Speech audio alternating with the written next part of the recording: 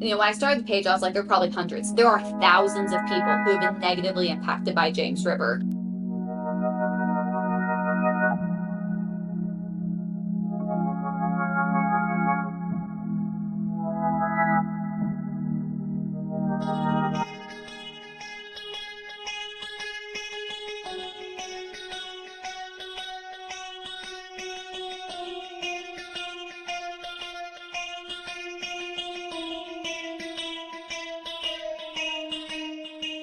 Welcome to the Bad Fruit Podcast. I am your host, Jonathan. Today's episode is a re-release of episodes 3 and 4 put together into one longer, continuous interview with Kadie. Previously, it had been 2 separate episodes, about an hour each. Now it's just about close to 2 hours long, and it's all in one place in this episode today. The reason that I'm re-releasing this is that every interview I've done since then has been one episode, regardless of how long the interview went. And so I thought that it would be good for listeners and just for anybody who wanted to hear it, is to hear it all in one place.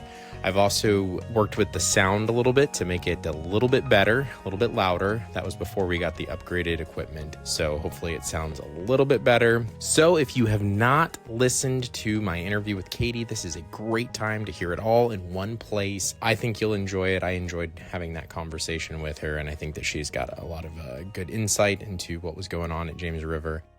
Well, thank you, Kadie, for being on the Bad Fruit Podcast.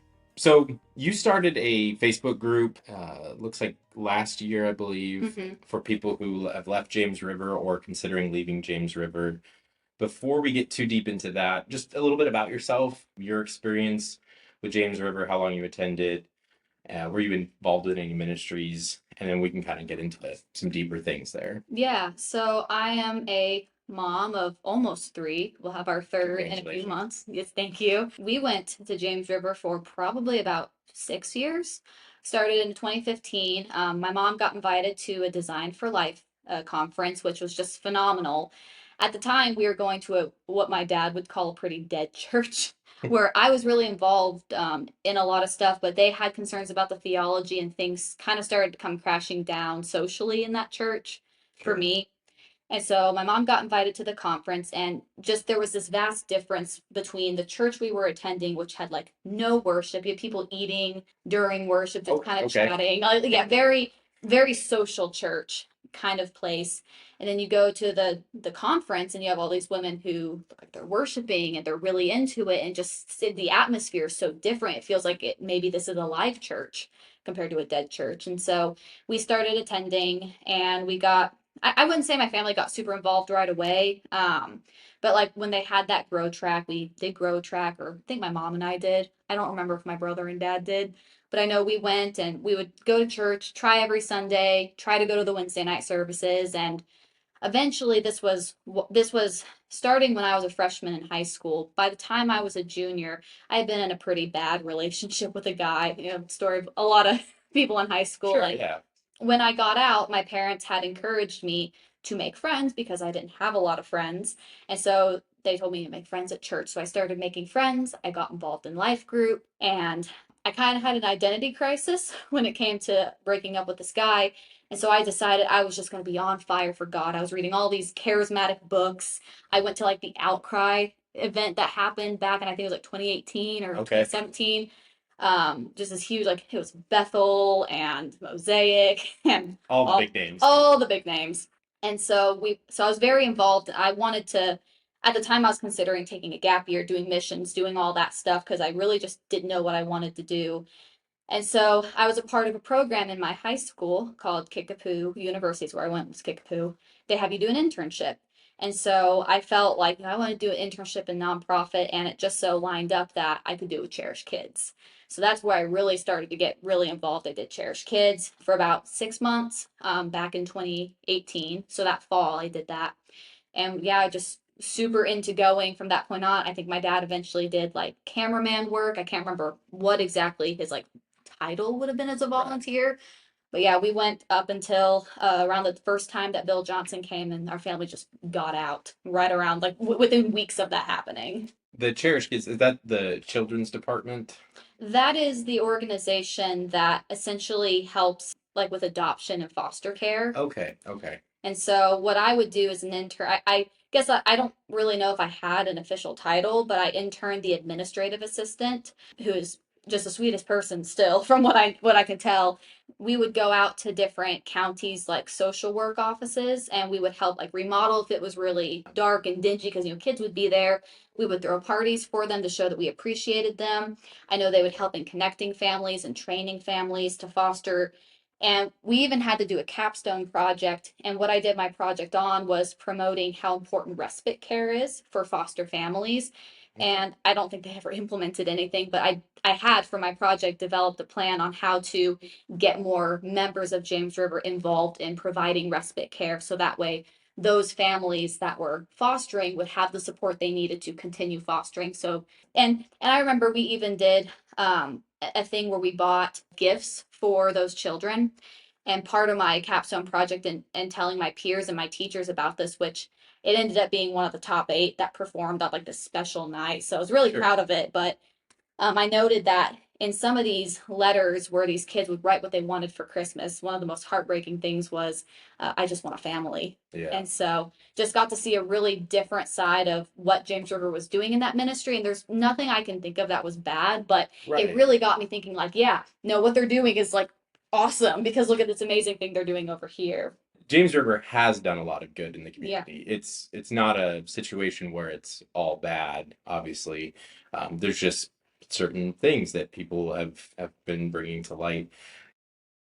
You mentioned going through Grow Track.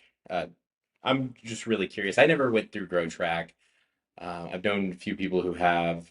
Their experiences are very interesting. My brother talks about it, just how he felt like it was sort of a pigeonhole thing of like, let's get you into ministry. If you wouldn't mind talking a little bit about your experience with Grow Track, did you feel that way? Well, I didn't do the small class. I did that.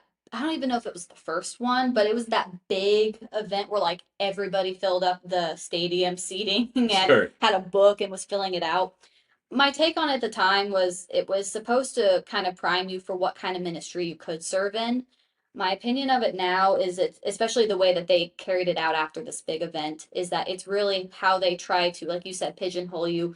But I wouldn't necessarily just say ministry. It's into unpaid labor, in my opinion, is quite honestly what it is. And it gives you all these options, because if they don't have people there, kind of, if you will, testing to see, oh, would you fit in the children's department? Hey, you should go serve in the children's department. Nobody's going to watch the hundreds, if not thousands, of kids that show up every Sunday. Absolutely. And so that's kind of what I think of now. But at the time, it was like, this is where God wants me to be. This is where my talents and passions are leading me.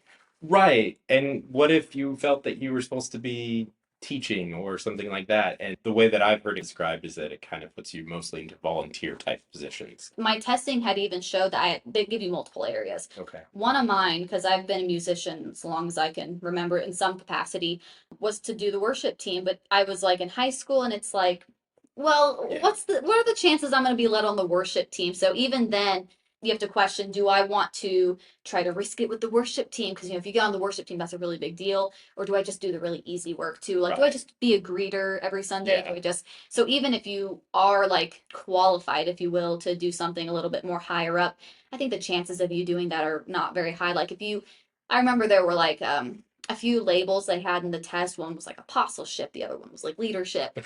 What's the likelihood you're going to get all the way up to Apostle. leader? Yeah. Hey, Bill, I'm an apostle too. Yeah. Grow Track told me. Well, and it's like, what are the chances that you're actually going to work your way up into more like leadership in a real meaningful capacity? You're not going to. Like at that point, you'd have to be hired. And I even applied for just something as simple as a cafe job, and they do like such screening for those jobs. Really? So yeah, it's like, what are the chances you're going to move up into a meaningful position based on what your test says? It's like not likely. So you said that you left after Bill Johnson spoke the first time. Prior to leaving, were there any red flags that you saw while you were there? Yeah. So when I had broken up with that boy, I was all in, right? Like on fire. You'd go to the worship experiences, it's all emotional. And it got to a point where that just started to feel like it was dying out. James River talk, and a lot of churches in the NAR movement, I think for that matter, talk about the wet and the dry season. Sure. I think like Priscilla Schreier came and preached on it. I think Lindel's preached on it. Like everybody's preaching on it in, the kind of modern Christian movement. And I had just kind of been in a really hard place for a while. I had gone to college. I went to Southwest Baptist University, and it's a Christian college, right? It's Yeah. supposed to be a Christian college, and I encountered a lot of issues there. Just like politically speaking, there was weird issues with how they ran things at the college, like dorm life was really just not run by good leaders, which thankfully are gone now. It just felt really overwhelming. I'm trying to be an adult and I'm like, well, it must be, the dry season. We'll get to the wet season, right? Like the Right. only good thing at that time was quite frankly my boyfriend, now husband, Mhm. and me being together. And then we get to, this is 2019. So then we get to the end of the year, it's like new decades coming up. And we're gonna have a new normal. That was the whole big pitch is new normal. 2020 is the new normal. And that just didn't sit right with me. I'm like, so what? God's gonna be better just because the decade turns? Right. Like, and then what happened in 2020? A couple months later, the whole world shuts down for COVID. Right. And I'm out of college, and of course I'm freaking out because my boyfriend, like I said, now husband at the time, my husband was going to have to move back all the way to New York. And so I'm like, gosh, I'm gonna lose like the one friend I have at this point besides my local friends. And it just felt like everything was just going bad. And it's like I don't believe in the dry and the wet season garbage anymore. And then of course you had all the political stuff. Some people won't agree with me, but I don't think that James River handled some of the Black Lives Matter stuff like very well. I don't think it was very like I think it was very like socially driven. Sure. The way that they were catering to their congregation, regardless of how you fall theologically on that, just felt very pandering. They went from expository preaching to I think I turned on one and it was like how to handle anxiety during the pandemic. It's like, yeah, that's so helpful. And Right. like the tone deaf when they had the Easter service, this like tone deaf, we're gonna worship on the roof of James River at sunrise, and we're gonna video it and edit it, and we're gonna show you all on Easter Sunday. It really just started to be distasteful to me. And I remember when the church opened back up, I think that following July, bless my mom, I hope that she doesn't feel embarrassed when she hears, but I remember going to service with her. And I was not happy. I did not want to be there. Pretty sure I had my arms crossed during worship, just standing there. And my mom got on to me. She was like, you're not into it. Like, come on, you need to be into it. Like you're just being like sour. Like, Yeah. you're being sour. And so I did eventually get back into it a little bit. But of course, I believe it was in 2021, Bill Johnson came and I remember when that he and they announced that he was coming, we were all my family was like, ooh, we know Bethel's not good. Right. Why is Bill Johnson coming? And once he came and gave his speech and all that, we were like, this church is heading in a new normal that is not normal or good. Bill Johnson and Bethel, obviously, there's a lot of information about them out there. I know Bill Johnson claims to be, get downloads from God or whatever, and has said a lot of really weird things. And there's a lot of other weird things that have happened at Bethel that really make me question why John Lindell would even allow him in his church because he's associated with it. I don't know if you've heard of the tarot cards, that they're the destiny cards and the destiny Yeah. pants. So They call it Christian Hogwarts is what some of the Yeah. YouTube commentators call it. Right, yes. It's funny because I don't think it's appropriate to have somebody like that when then you've also preached sermons on how bad yoga is. Some weird flip happened because I remember when that happened. Springfield News Leader came after him, and Sure. just everybody was like, "How dare you!" But if I don't remember if this was something that was a thing, but I seem to remember that they also had like Christian like I can't remember what they called it, but it was similar to what SVU did, where it's like stretch and flex. Like we're gonna do something similar to yoga, but it's not yoga. Yes. So it's like because they had that fitness center, so they still split hairs there as far as I'm concerned, but Right. I actually, yeah, I think James River did have a Christian, I'm doing air quotes right now, yeah. Christian yoga type thing. And I believe you are correct about that. And they may have stopped it after because they were kind of called out for hypocrisy there, but Yeah, and I never attended, so it's just something Yeah, I seem me to neither. remember happened, but I was not directly involved. So I'm not a yoga guy. But my only point with that was just to have Bill Johnson with all of his problematic things. And like I said, they had Destiny cards, Destiny pants. They're like yoga pants that Bill Johnson's daughter-in-law or somebody was selling at like some new age festival. Yeah. And if you wore these yoga pants, God would give you your destiny or something. Well, So even very weird stuff. even outside of Christian Hogwarts, I think the epitome of cringy material that has come out of Bethel was when they "You shall not pass" from Lord of the Rings, but like racism. Have you seen that video? No, I have not. Oh, well, basically, I don't know what kind of conference or what it was, but they got all these leaders on a stage and they got a staff, like Gandalf's staff.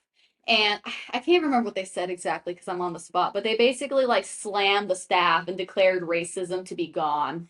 How dare they appropriate Gandalf? I love Yeah. Lord of the Rings. I'm offended for Yeah, I Tolkien want to in say it his was. grave. Yeah, I want to say it was racism. I don't want to go back later and be like, oh, I messed up. But yeah, I'm gonna find that clip and share it on the Yeah. Facebook page here because that needs to get out there. That Yeah, is awful. whatever it was, if it wasn't racism, they did the staff and they banned, or they're like, we declared this to be gone, and it's like, what? Yeah, I know Tolkien's rolling over in his grave right now because of that. Yeah, so kind of going back just a little bit here, while your time at James River, did you have any connection? Did you meet with any of the Lindels or anybody in that kind of higher up circle of leadership? So I kind of have three really weird instances, and I'll say they're pretty cringy just because you feel like you're in the presence of a celebrity. Sure. But the first was back when the church was a little bit smaller than it is now, like maybe in 2017. The guy I was dating at the time, he and I were going together to the church, and he brought a friend that wasn't a Christian, and the guy had questions for the pastor. And it was a Wednesday night. He's like, I'm gonna go ask the pastor. He walked right up to John, Okay. and so I was with him, and I remember at the time being like, "Oh my gosh, oh my gosh, like, what do I do?" And just like Can we do freaking, this? yeah, I'm like, can't we even approach him? And to John's credit, he did have a conversation with him. Sure. This was in a different time, I guess. So that was at that time, I'm like, wow, our pastor is approachable. Yeah. No. So I got close in vicinity. I didn't talk to him, but I was there and I witnessed that conversation. And then a part of that same program with Kickapoo University, you have to job shadow. And so I decided to job shadow somebody in the women's department. I don't even remember the position or the name of the girl, but I remember I went in and I sat and I job shadowed when they were in the office. And Debbie came in and she just waved like I was just a normal person in there. Didn't say, I don't recognize you, or you must be new, or hey, my name is just, hi, girls, hi. And just went back to her office, like very whimsically, like, hello, Princess Wave. And so I'm like, I just saw Debbie. Right. Guys, I was in the presence of Debbie Lindell. And then the third instance was I had started a very cringy podcast that hopefully there's no trace on the internet anybody can find. This was when I was getting soup. I was like, I'm gonna be a world changer. I'm gonna be like the Sadie Robertson, like the Lisa Harper. That was something I wanted to do, which they kind of market that as like a career opportunity to Sure. youth. Like, you're gonna do this. And so I thought I would. I had a history in speech and debate and just talking, and I loved it. So I started a podcast thinking I was gonna be like, awesome and grow it. And my one of my family members who was very involved in the church had met or she always has a way of meeting people, but she had met Savannah. Okay. And got Savannah to follow my podcast and my personal account on Instagram. And in hindsight, I kind of wonder if that's like I don't want to use this word because of the way that it's associated, but like grooming in the sense of like kind of seeing who is material to be a part of the church, like not in the weird political way we use that word, but just kind of following who might be material for James River, who might be like if your podcast had taken off and it started to grow, then they could be like, I mean, I'm speculating here, but it could be like, we helped foster that. Yes. There at the beginning. Or kind of like spotting talent. Like that's what I mean by like the word. Yeah. I couldn't think of a better word, but. Or also maybe to kind of watch out if there's this podcast from some girl in our youth department and they start saying things that we don't want them to say. I don't know. Again, I'm kind of speculating here. Yeah. Then of course I'm speculating, but she had followed my stuff. I'm sure that my family member gave a pitch of how I was wanting to. Yeah. I was considering going to the college too at the time, which the James River College. Yeah. Yeah. Thank the Lord I didn't. That's kind of the closest I've ever gotten to the Lindells, and I remember when one day I went through my and I don't think I did anything particularly, but I got an app where you could see who's unfollowed you on Instagram. Like, well, I'm not gonna follow all these people who have unfollowed me. And I did notice that she did unfollow me eventually, and it's probably because I wasn't putting out content or anything like that. So that's kind of why I think they maybe spot talent like that. So while you were going there, what sort of ministries did you serve in? I know you said the Cherished Kids. Did you participate in any other ministry opportunities? I very minorly did like kids ministry, and it was not the thing for me for a little while. And then after that big pinnacle moment, that breakup, that's basically my reference point. After the breakup, Before and after, yeah. yeah, after the breakup, I got really involved in trying to volunteer in the children's and the youth camps. Okay. I think at one point I'd come out of a youth camp and I was like, are there any more positions for the next camp? And the first one I served at, I think it was the first one.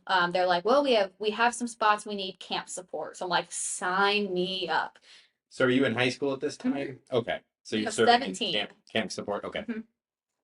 Yeah, and so I went to the camp and it was some like mixed grade, like they have middle school and high school. This Sure. was some middle like 7 through 9 or something. Okay. That's why I was technically old enough to serve.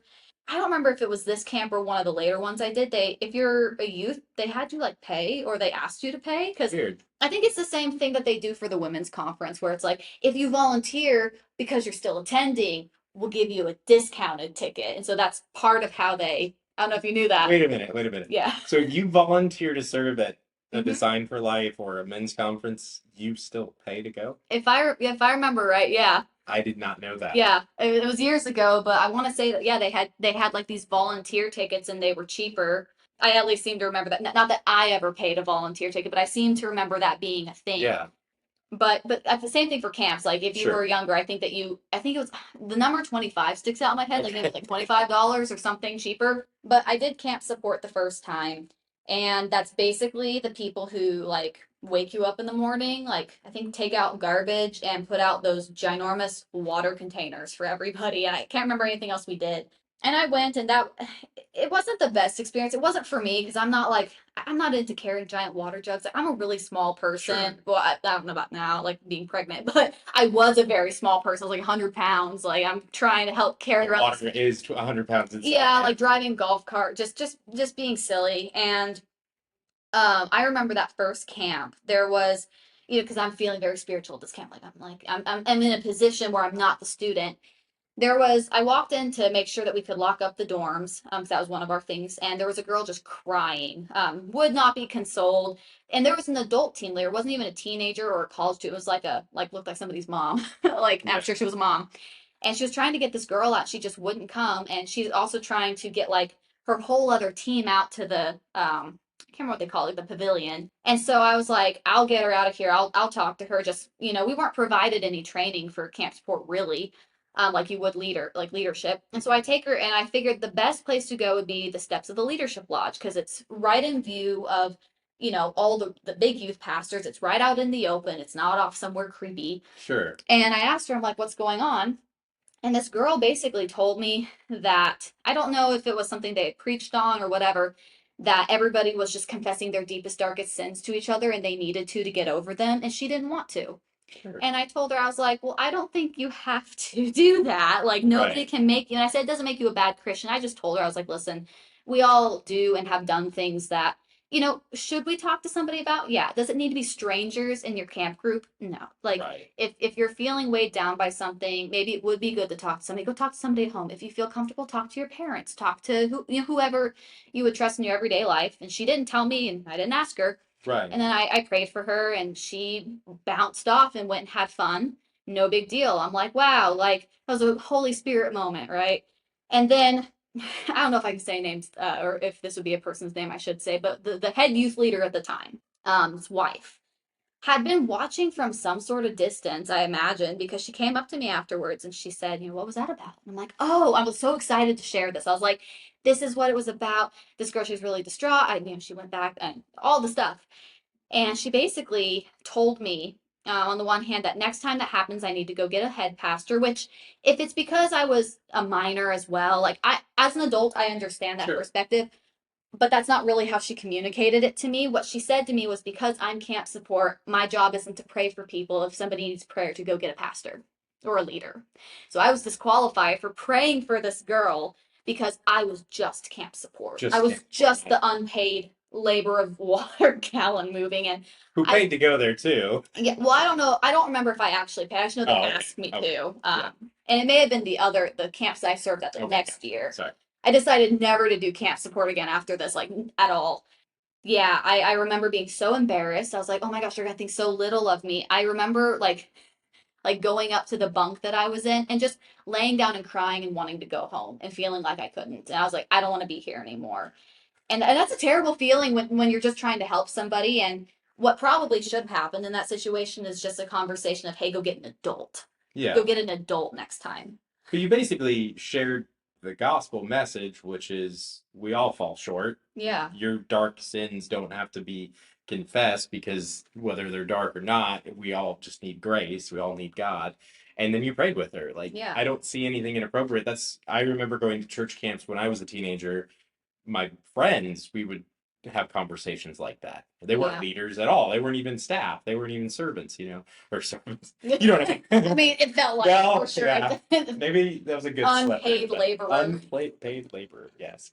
That doesn't seem out of the norm, especially somebody who is representing James River. You would think that they would be totally fine with you praying. Yeah, like if the issue is truly that, hey, you're not an adult, go get an adult, then just say that next time. Don't say that because I'm camp support, I'm not supposed to pray for people, because then you're butting me up against leaders who are my age, who just signed up earlier, who were leading groups. Sure. And of course, they're really, and I'm not even saying it's out of place, but they don't provide good training. I did a kids camp the following year, and I sat there like, go pray with your leaders. And I sat down, and nobody instructed the leader, at least to me, like, hey, go get another leader to do it with you. So these like pile of kids just surround me. They're just like, you. And so I just start talking, and one of the more, it was a son of somebody who's very high up at James River, so Yeah. has that mentality and that attitude, but came over and basically was like, oh, I'll join you. I'm like, okay.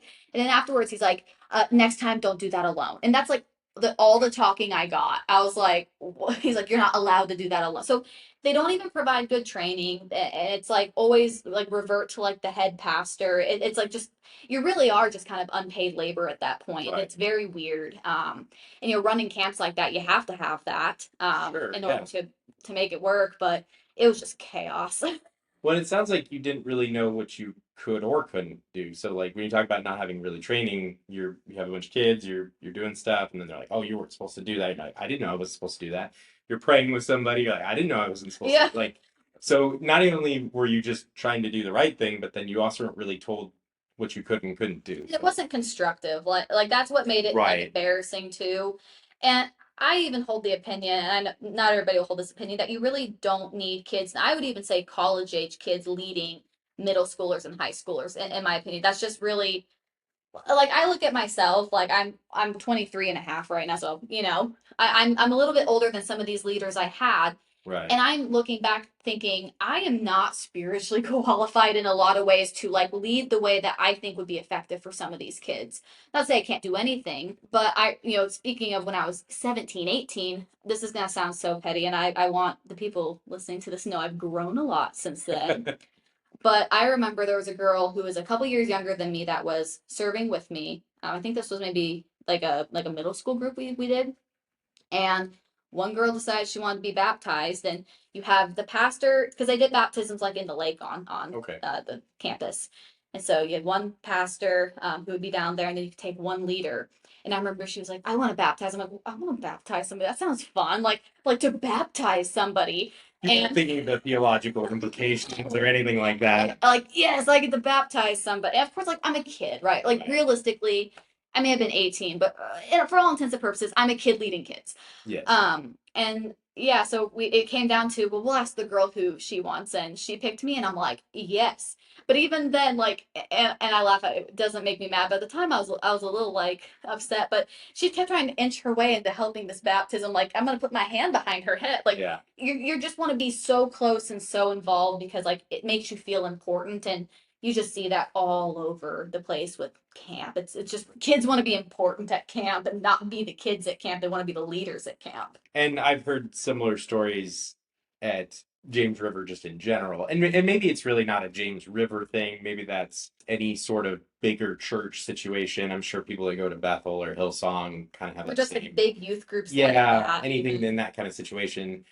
But since we are kind of talking about our local mega church in this capacity, I've heard stories of just people who serve on different teams at James River. It's like you said, when Debbie walks in, you're just like, oh my gosh, she looked at me, she smiled, and there is a little bit of that, especially early on when they're kind of bringing you into different ministries and things like that, or serving. So yeah, the camp experience sounds like it's kind of a microcosm for kind of some of the other Well, departments. and you're making me think of something really quickly. I totally forgot I did. But the DFL where it was like was it the Let There Be Light year? I think it was like I don't know, it was late 2010s. I basically because I knew somebody got invited to be in the opener. Hmm. And that's kind of the same thing as camp where it's like I remember at first I was supposed to be on stage and it's like I'm gonna be on stage at at the time it was JQH, now it's like what Great Southern Bank Arena. It's like I'm gonna be on the stage and it's gonna be so cool. And then I remember being so upset because they had the rehearsal and I was there, but because I was on the front line, they completely changed who was gonna be on stage and my mom and I laughed because I was one of the lantern worshipers up in like the nosebleed section, but I felt so involved. I had a costume and Yeah. same kind of thing, even if you're a volunteer for those, I don't know what it looks like now, but at the time, those big conferences. Yeah. So did you volunteered at a few of those then? One that I think one DFL that I can remember. I did other volunteer stuff at DFLs, but the year I'm thinking of, the other year I volunteered was I did Cherish Kids stuff. So as part of my internship, and I was basically just trying to raise awareness about Yeah. them. And that was different. Like, it was just you're out there at a booth right next to the James River College people. Sure. Yeah. So any of your volunteer experience at any of these events, what was that kind of like? The environment for the volunteers? Were you given food? Was it a long day? Like what kind of experience was it like for you? I wouldn't say it was bad outside of like the closer you were to leadership, I think the more stressful it wasn't. And that's not even saying like close to the Lindels, just closer to maybe management is the best way I can describe it, Right. like in camps and whatever. But if you're just like a general volunteer, they just really hype you up. Like, yeah, they feed you, they'll give you a t-shirt, they're gonna just hype you up. I remember I was a door greeter for the Stronger Men's Conference in like 2018, I think.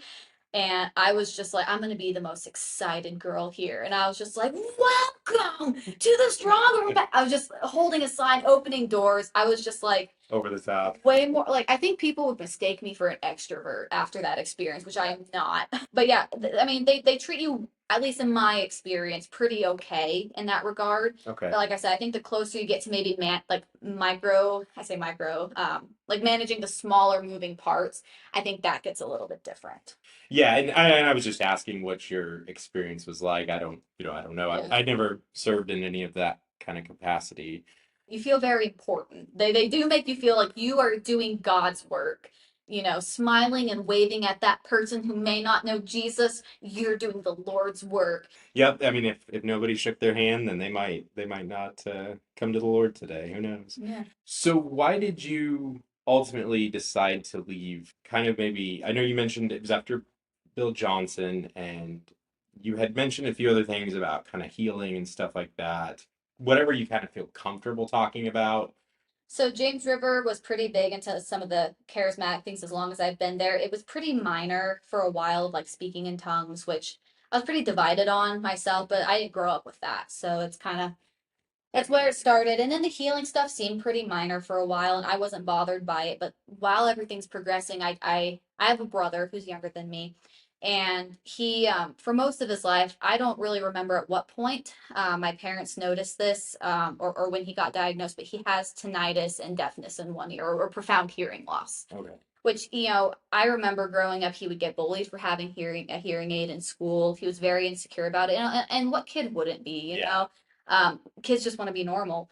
And I remember that while this healing stuff was going on, my brother would start to ask questions about healing and if his ear's going to get healed. And when the healing stuff started to ramp up, he really started to think God's going to heal me. Because, and in the youth groups, it was very different than the adult services. The best way I can describe it is that anything spiritual that happens in the youth group makes you a better Christian than everybody, which this happens in the adult world too, but it's on like a social peer, like immature level, like what you would think of in school. Right. Where it's like, well, God loves me because he healed me of my anxiety, or God loves me because he did this. And I never witnessed this, but my brother said he would cry out to God. He would cry out, just asking him to heal his ear. And his tinnitus, as far as I understand, talking to him is very like crippling to deal with. Like it's all the time, I couldn't imagine. 24/7, and not to mention the profound hearing loss as well. Like some people have just tinnitus, and so he really struggled with that. And this is somebody who got baptized on my birthday when I was 15. So this isn't somebody who, was just kind of like, oh, I don't know. If like this was somebody who at one point in my life was very, on fire for this. And going to James River, that just really killed it out of him. He started to, I would say, drift away from his faith, question if God loves him. One thing he said to my dad that my dad told me about was he had said at one point, I believe he said, God doesn't hear me or God doesn't listen. As as far as he knows, the people with anxiety and depression, they're getting healed, but why not him? Like, what is he doing wrong? And family members of mine who went to the church would say things, well, you're not behaving right, or you're not doing this right, you're not leaning in, or you're not crying out enough, and turned it into a works-based faith, essentially. Like you aren't doing enough, and that's why you're not getting healed. And this was reinforced by the church. So this all led up, my mom would go to these Wednesday night services, just praying, asking, thinking, what's the next thing I can do right? My family got into a position where I don't think it was related to my brother's hearing, but it's like, we need to give, we need to be more involved, we need to do these things, because they talk about the mysterious checks in the mail. But all of that led up to when Bill Johnson came. We already didn't like Bill Johnson. Right. We just didn't like him. His theology was weird. This was when the grave soaking was really talked about on the internet. This was like, we had kind of gotten onto the anti-Bethel bandwagon right after the Wake Up Olive incident, because that was all over the media. So when Bill Johnson came, we didn't go to the Wednesday night. My mom was really torn, I remember, and I think it had to do with, the healing stuff. That following Sunday, I believe he was my fiance at the time, now husband, but we've been through all this together. But we went and I was frantic. I'm in a rush, like, we got to get good seating. We're going to miss the seating. So I call my mom. I'm like, where are you? Because my dad at this point was serving as like a camera person. I was like, do we need to sit next to dad? And she, in tears, told me that they weren't going. And I can't remember if they had watched online or if they had heard that at that service, allegedly, a couple people with deafness or tinnitus in their right ear, which I think is the same as my brother. I think it's the right. Now that I'm on the spot, I can't think, but were healed. Yeah. So I think, made my mom feel like so guilty. Like, gosh, maybe I missed out on God's presence because I didn't take my son. Sure. Why is this happening to other people but not my child? And my brother still, I think, really struggles with God and all of that. And I think that James River, of course, didn't contribute entirely to my brother's perspective on the church and whatnot, but I think it very, very heavily damaged it. It was at least the catalyst for why he does not have that same view that he did as like a teenager. Right. And so that was the last Sunday I remember going. Okay. Was that Sunday where they talked about Bill Johnson. And I remember, because to me, my mom's crying on the phone, like, I just feel so sad. And then they regurgitate the same thing once we're in service because we were already there. Because even I was like, gosh, like, did we miss out on something? Right. Are we not good enough Christians? And really a works-based faith, which is funny because they at one point preached grace so much at James River, but now it's all about how much are you praying? How much are you tithing? How much are you doing this? Of course, for me, I already was pretty comfortable leaving because I had kind of been going to a small Baptist church with my fiance. Yeah. It was closer to campus. Of course, there was political stuff I didn't like. Like, I already had a backdrop to leave. That was the final straw. And one of the issues with a lot of the ultra charismatic stuff, and I do want to distinguish, because I don't believe that traditional Pentecostal AG churches are necessarily wrong. I may not agree with some of the theology that they have, but some of the more charismatic, ultra charismatic, the Bill Johnson type, where there is such a heavy emphasis on healing, a lot of the healings that are promoted are, not to say that tinnitus is something that isn't recognizable. I mean, obviously, if you had that and you were healed by it, you would definitely know you were healed by it. But it's hard for me to know if you actually have tinnitus, I guess would be a good way of putting it, right? If you Yeah. have anxiety, I don't really know if you do or not. And so if you tell me you've been healed of tinnitus or anxiety or, a lower back pain, which is a lot of their things, Yeah. it's not something that is something that I can verify happened or didn't happen. Not to say that it doesn't, but it's interesting that that's a lot of their miracles that they broadcast are things like those that are a little more nuanced. And then the people who are actually struggling with it, like your brother, if they're not healed, you're like, but I heard somebody else had this same issue and they didn't get healed, Yeah. or they got healed and I didn't get healed. And that can be kind of just a blow to your faith. And then you say things like, well, maybe you're just not tithing enough, or maybe you start to question if God even loves you. And the gospel message is not works based at all. We are saved by grace through faith, not by our works, so that nobody can boast, right? Like Yeah. that's one of the most beautiful verses in the entire Bible, because it isn't us, it's God who does everything. Even the faith that saves us is a gift from God. Well, and it's And it's so it's the ultimate miracle, really. Like right. of all things that you can get from God and from Christ, like eternal life is the biggest of them. Like if Absolutely. you have cancer and it's like you either get healed of cancer or you can have eternal life through Jesus Christ who Yeah. loves you.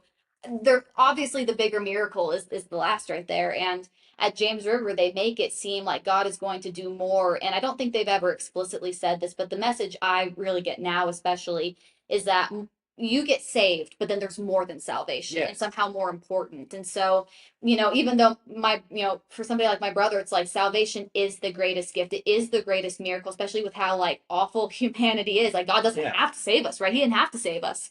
That they really do still emphasize the miracles being and the healing being like the greatest thing you could get. And if you're not getting it yet, of course, now it's like I said, lean in, or maybe you're just so close, or if you get a half healing, you're almost there. Like, just Sure. don't let it go. And like you said, salvation, the fact that God came to earth and died for our sins so that we may have eternal life is such a wonderful miracle in and of itself. And Paul struggled with something. We don't know what he struggled with, but he struggled with it. God didn't heal him of that. There's a passage, and I'm drawing a blank right now. I believe it was Titus. I could be wrong. Somebody will tell me I'm wrong, I'm sure.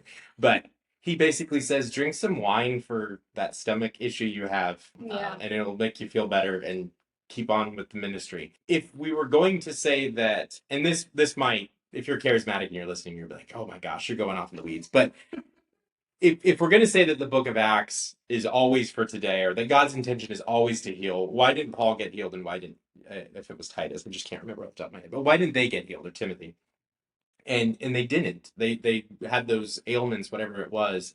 Like, what did they do to deserve it? Like, that would be my We question. would look at them and say, those are the greats, right? Yeah. I mean, sure, Bill Johnson might be an apostle, but so was Paul. So all that to say that this hierarchy or anything like there's something more to salvation, there's really not. Yeah. At the end of the day, there's sanctification. Salvation is justification. We're justified before the Lord. We're saved, and then there's sanctification, which is an incomplete process that we just, the Lord works on us, right? Yeah. We little things, but if God decides to heal you, it's going to be because He decides to heal you. And I'm not a total cessationist that says that God can't heal Yeah. anybody. I mean, I pray for healing when I have a stomach ache. If my kids are sick, I pray for them. If it happens, it happens, Yeah, and it really muddles the water. Like, does everybody get healed? Does nobody get healed? Something that I tend to think, and I think this will make the charismatics gasp, because like, I'm not a total cessationist, but I am very skeptical of signs and wonders today. Absolutely. I watched a documentary, and I don't agree with everything that the guy says on his channel, but his name's Spencer Smith, and he runs the Third Adam series. I think, very interesting documentary series. Mhm. He talks about how a lot of the things that are going on in these churches, especially Bethel, mirror a lot of these Eastern religion practices. That he was a missionary. I mean, he looked at it overseas as a missionary, Mhm. and I've not seen anybody talk about it, and I'm not an expert on Reiki. I would love to talk to somebody who is like somebody who, not that I condone it, but somebody involved in Reiki, because Yeah. the thing that has stood out to me the most about a lot of these James River healings, I don't think people are crazy. Not everybody's lying. Not everybody's like the toe situation, is that they say they feel a lot of heat in one place. And what little I know about Reiki is supposed to be very energy based like that. Right. And I do think that there is something like demonic going on in the church when it comes to some, at least some of the signs and wonders. The way they're being sought is very new age, and new agers have success in some sense. It's not from God, right? Yeah. And so it really makes me think that even if people are unaware, and I think that's the saddest part, I think people are deceived, that there might be like genuine healings in that sense, but I don't necessarily know if they come from the Lord with what little I know of Reiki. And that's the really scary thing to me. Absolutely. Is, like, I'm sure there may and probably have been healings at James River that are legitimate, who, like, we ultimately won't know, right? But there are some that really, just that pattern of what people describe really starts to scare me with what I've heard from people who have come out of the new age. And the other thing we have to kind of consider, like what you're saying with the new age and Reiki, is that good things can happen. When I say good things, I Like mean consequentially, yeah. positive things for your health, your body, whatever, can occur outside of the church. I know we like to think we own these things, but it can happen. There's a documentary. I'm totally losing my mind on what it's called right now. But there's this guy. He's of Indian descent, but grew up in New York City. He was like seeing all these gurus, right? Mm-hmm. And so he decided to go kind of figure out what was going on. So he goes to India and he starts studying all these gurus. And he starts noticing that a lot of them are faking it. Even like modern gurus over there, they're just kind of faking it.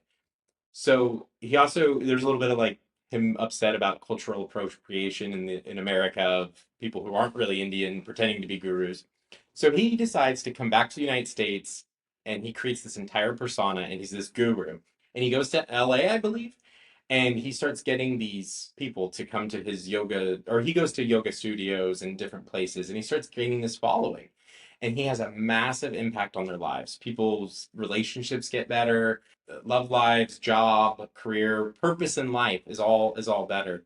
He makes up all the words. He makes up all the moves. Just made them up. There's not real yoga moves. There's these chants that they're doing are just gibberish. They're not even real. It's not even fake magic or like whatever. It's like literally just fake, just 100% fake.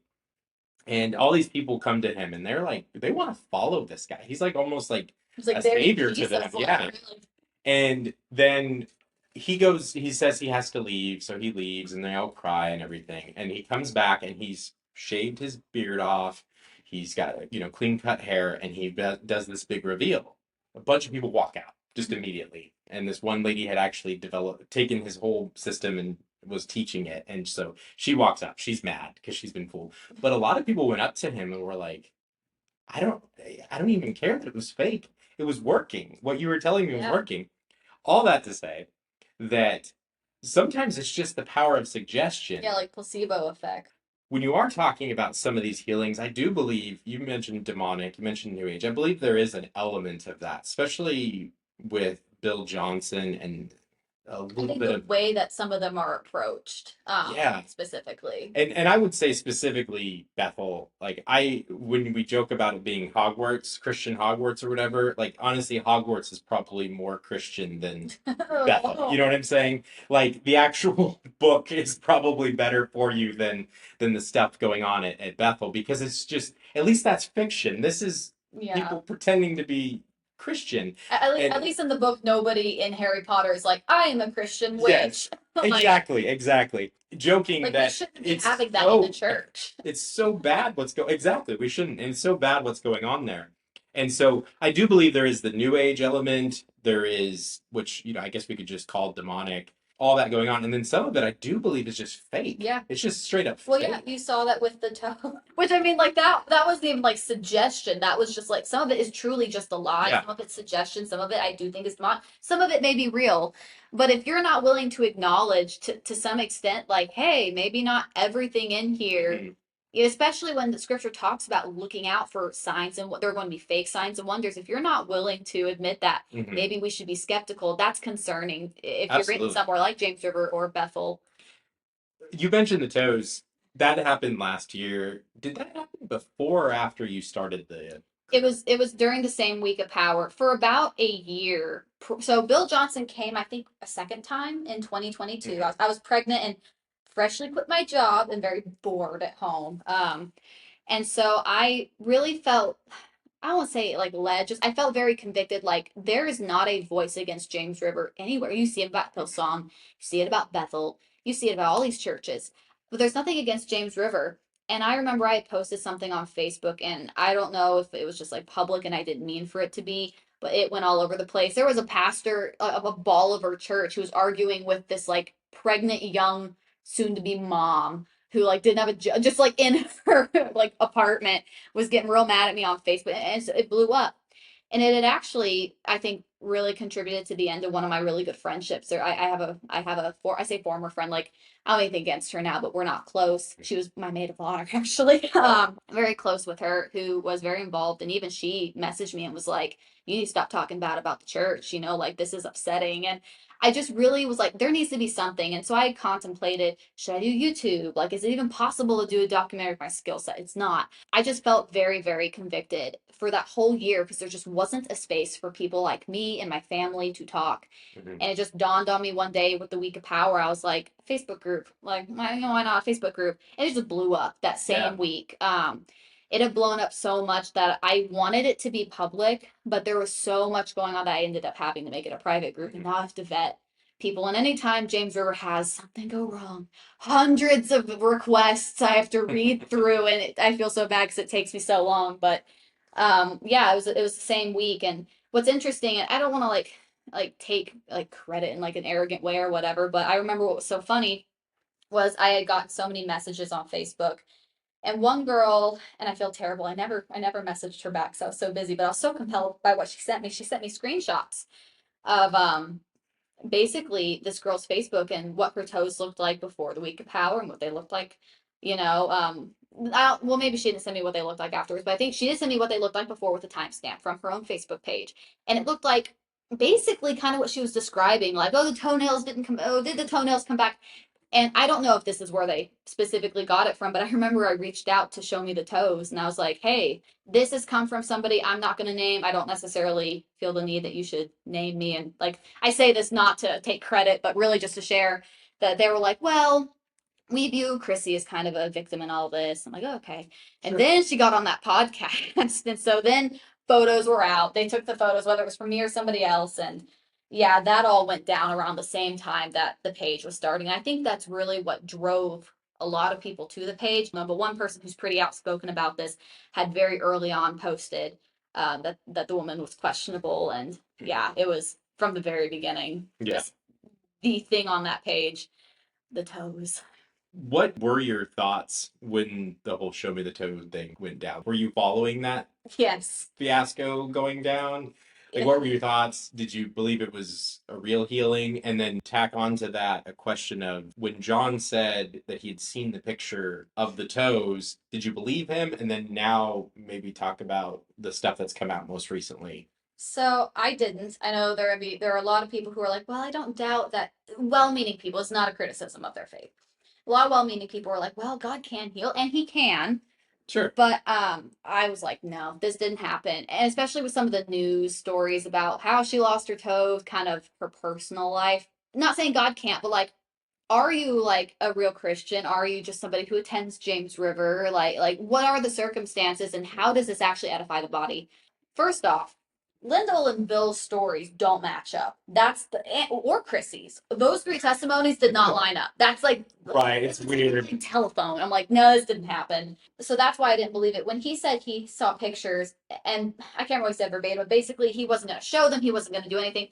To me, it was very much an internal control type, damage control type situation. Mm-hmm. Like, not that I'm like very experienced work wise, but my degree was in public relations, so I studied some of this in college. But I think that really a lot of his messaging appealed to the congregation, like, oh, we're going to protect one of our own. But in reality, if you already like gave her information and her testimony out publicly, so you're not protecting her. That's why Show Me the Toes for a while there stood by her as a victim, which I totally understand. But it was a kind of a PR stunt to protect them to not release the photos. But my perspective is, you know, you would think that if God did something like this, first off, you would think that if somebody's toes, let's just really visualize this for a second. Right. If somebody's toes were actually growing out of their foot in real time, with TikTok and Snapchat, you're telling me nobody thought to go click video? Like nobody?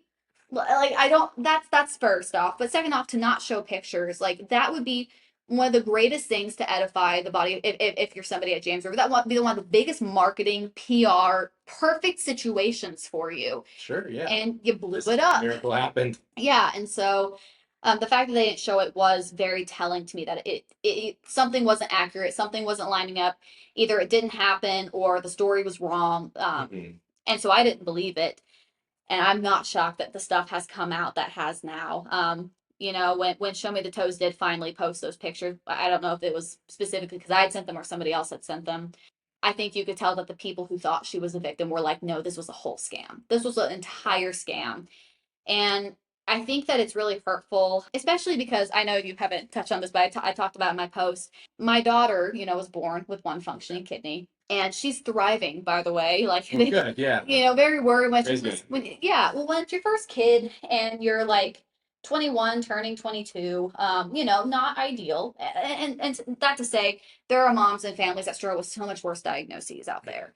But to have any at all is just not fun. Yeah, you want your kids healthy. You want your kid to like come out like just as one would say normal. I know people hate that word now, but normal. And so the family members of mine who are very into James River, like to the point where I'm like, you are a cult follower of James River. I had gone on a graduation trip with one of my friends, and I was also pregnant at the time with another baby, by the way, because my kids are Irish twins, and we're crazy like that. But he had also shown potential kidney issues as well through his ultrasounds, and my daughter did the whole time as well. So it's something that runs in my family. Praise God, this baby doesn't have anything. Hopefully, he doesn't develop anything. But my mom had my daughter while I was on this trip and went to see these family members. And these family members basically were asking about the kidney and had asked us at like her diagnosis appointments because we had to, go up to a specialty clinic. Sure, yeah. She's little. And actually, before I tell that story relating to the toes, I remember we went up to see what was wrong. And what we were portrayed at the time was that our daughter was either going to have a mild issue she would grow out of or something that would require surgery. Oh. Surgery is scary on a little baby, Well, yeah. but the idea is a fixable condition. Well, we went up there and got blindsided. They showed us the ultrasound pictures on my daughter, and essentially her ureter and kidneys don't line up. And they basically, and I don't hate the way they said it, but very bluntly, they're like, there's not a good way to put this, but she has a bum kidney. That was not what we were expecting. Yeah. So I was of course, they're like, she's probably gonna live a healthy life. We're gonna have a follow up appointment, whatever. Very devastating here. I remember right when we got out of that appointment, this family member of mine called, and they were on the way. She was like, we're praying that God's gonna do this, and I applaud for like consistency with the faith in that. But when I told them this is the situation, they actually sounded not disappointed in a way where like it's sad news, but disappointed in a way where it's like they were somehow surprised. Like they prayed enough. So fast forward a few months later, they're over there, and my mom is explaining updates on the kidneys, which are all good updates, but of course one does not work. And so my family member looks at my daughter, to my mom's recollection, and says, if God can regrow 3 toes, he can grow you a new kidney. And that really set off a really big division where I'm like, this is not okay. You're not going to say that to my daughter. These are the same family members who would tell my brother, lean in harder, pray harder. I'm like, I've seen how destructive that is. You're not going to bring that in my family. And it really has like divided our family. Like, I don't think that those members of my family think that we're Christian. Of course, there's a divide when it comes to my brother with my mom and my dad and kind of in that sense. But for me, the divide was, you said this to my daughter, and I brought it up, and they were super defensive. They were like, are you asking us to leave our church? Because we're not gonna unless God tells us himself. Like, which is very common for people very in the James River. Right. So, not just them and their attitude, like it's very common. So it's created that divide. And coming down to the toes, it's like my perspective on the toes is also that you have people who thought this was real. They really did. They really leaned into it. And by the way, I did show them the pictures just to be like, hey, I was kind of curious about that. Yeah. I was like, hey, these aren't public at the moment that I'm aware of, but you need to see. Still didn't believe me. But they used the toes to basically say, if God can do this, then he can do this. But if that first instance is a scam, that's really hard to say. Like, if my God can do this thing that definitely didn't happen and was a scam and the church allowed to propagate it as truth, then he can do this miracle. Then you're basing your miracles first off of something that isn't like true and isn't biblical, but you're giving people false hope based on something that didn't happen. And my husband and I are very comfortable in accepting of the fact that if my daughter, like if she were to be healed, fantastic, but that's not the focus of our prayer. Right. Our prayer is that she would be saved and that she would live a long, happy, healthy life, and with or without a kidney. So, the toe situation literally like directly like came into conversation with my own issue when it came to miracles and healing my own family. Well, and again, like we were talking about before, the greatest miracle is that God saves us. And then even if we are going to look at the miracles in the book of Acts and in the Bible, what is the ultimate goal of those miracles? Always. It is always to point people to Jesus. One of the problems with the Bill Johnson got us spare parts in heaven or whatever, right? Spare body parts room. It's just a closet up in heaven where they're like, go get another kidney. Right. Go get another eyeball. Somebody needs to see.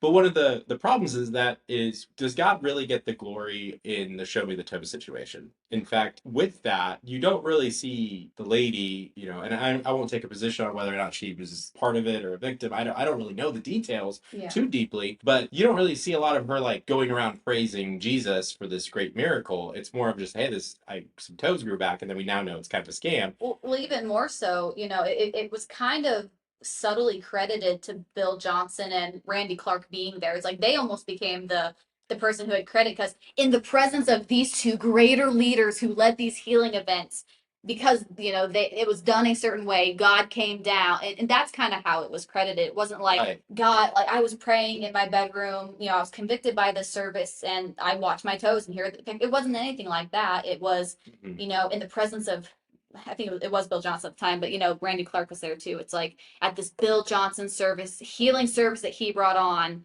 this is what happened. I hate to say it, but it's like Bill Johnson was almost the God in that situation. I feel like a little bit. And again, looking back at what the Bible says, they always turn their focus back to God. Peter's walking around and somebody gets healed. He's like, I didn't really do that. Jesus did that. Whereas, I mean, yeah, I guess sometimes they do use that terminology. Yeah, they give lip service. But there's definitely, like you said, oh, Randy Clark's here, Bill Johnson's here, and probably John Lindell when he goes and speaks at some place now, because he's kind of growing in that circle and he's bringing people in and he's going out, and it's probably kind of becoming that same thing where they're like, oh yeah, but remember at his church there was toes that were growing back, there was all these great things, and so it's again like you said, they almost become like the Holy Spirit follows those people, whereas what is the Holy Spirit supposed to be doing? Pointing us to Christ, right? Convicting us of our sins. And one of my dad's biggest pet peeves, we laugh about it now, it was a pet peeve when we were at James River. He hated when Lindell says you may be seated in the presence of the Lord. Like, aren't we always in the presence of the Lord? Is it just in this room? Just in this room, yeah. But I mean, that's kind of how it's treated. We've talked a little bit about it today, the NAR and prosperity and Bill Johnson. John Lindell has been bringing all of this in. That's a good way to kind of bring a lot of the things we've been talking about. Would you say that that James River is becoming part of NAR, part of the prosperity gospel, part of all of that? Well, I think they've always, I say always, I think they've been a part of the prosperity movement for longer than they've been a part of some of this more NAR Bethel movement. And I think it's really evident. Well, I'll say this about James River. I don't think James River has had its own solid identity as a church, like that they've just kind of come up with. And one of the reasons I say this is being on the page and being the admin, you see a lot of both the anonymous and public people posting their stories. And there was one person who had talked about how very, very early in the church, I think it was their mom, had worked in the office, and that Lindell was basing his sermons off of MacArthur at the time. Like it wasn't even like his own. John MacArthur? Yeah, John MacArthur, yeah. Okay, yeah. Yeah, and of course I know some people have thoughts on that, but strictly to the point of they'll have their own identity. It's very much borrowed. To some extent, theologies, and perspectives are going to do that, but they did that for a while. Then Hillsong, it was Hillsong for a very long time, right? Like, I can't remember why I know this, but I want to say that there was like James River had gotten either like hand-me-downs or like the exact same sets as some of the Hillsong sets at one point in the 2010s. Weren't they using the Welcome Home that was the exact thing that Hillsong was using? I don't remember that. I know there was like this octagon-y, circly backdrop on stage that Hillsong had, and you could see the backdrop on the Hillsong stage in some of these, like I think it was the Hulu documentary. Yeah. So they were very much modeling Hillsong very heavily. And they, of course, were super into the prosperity gospel, probably more, in my opinion, than they were into NAR. Yeah. But then you have Hillsong starts crumbling. And so what comes out of the ash? Now you have James River modeling after Bethel. So I think that they've always been a part of the prosperity gospel for as long as at least I went. And of course, that I think that that's also evident by their perspective on tithing. I know they're not the only church that has this view, but that one, it's required. And two, the whole like if you tithe, you're going to get something in return. I think the whole like wellness and fitness thing, like tell me why a church needs a fitness center, like all of these things, like to me scream prosperity gospel. But I think when you're sucked in, like the selling point for James River, at least for us, because some of this stuff is like known in the community, right? Yeah. Was that a lot of churches were kind of dead, like the one we were in. I say dead spiritually, they were dead. They're just big social circles. And basically, you have James River over here who's doing expository preaching. You know, John Lindell did take a stance. I don't very well remember this because I was a little bit younger and not in the politics, but there was that proposition. And I don't know if it was, the town we live in or the county or what it was. There's a proposition about something when it came to like the gay, transgender, something, and he had said something, so that drew a huge crowd, and it was biblically consistent. So, in that sense, they get you, but on the back end, they were leaning prosperity gospel. I mean, I even remember my parents, we were being told surprise check in the mail. It's always the story they tell you on Sunday is if you tithe, here's a story. Mike and them were really struggling with a job, and the Lord, they really needed money, and then they decided to tithe. They committed to tithing, and the Lord gave them a check for the car that they needed because their other car broke. It's always that stuff. And my parents started tithing, and they got a surprise check in the mail. You want how much? $0. It was a check for $0. I think God is funny. But that was their leaning was prosperity. And with NAR, I think looking back, I think the NAR stuff started in 2018, 2019, I think was how far the sermons went back. John had been preaching sermons. I looked at this a couple years ago where he talked about how our words basically dictate reality. It was very softly worded to where you wouldn't really catch it otherwise. That what we say matters and that our words kind of dictate reality. And that is manifesting, which by the way, James River has very subtly preached manifesting, especially at least to its youth for a long time. This is a little off topic, but I'm very strongly about this. When you are young and a single female at somewhere like James River, the biggest thing is what husband does God have for you? So what they tell you to do is basically write a list of what you want in a husband. It can be stupid stuff because remember, something they preach, God is in the details. And they say, like, write this list and pray over, and God's going to give you that perfect person.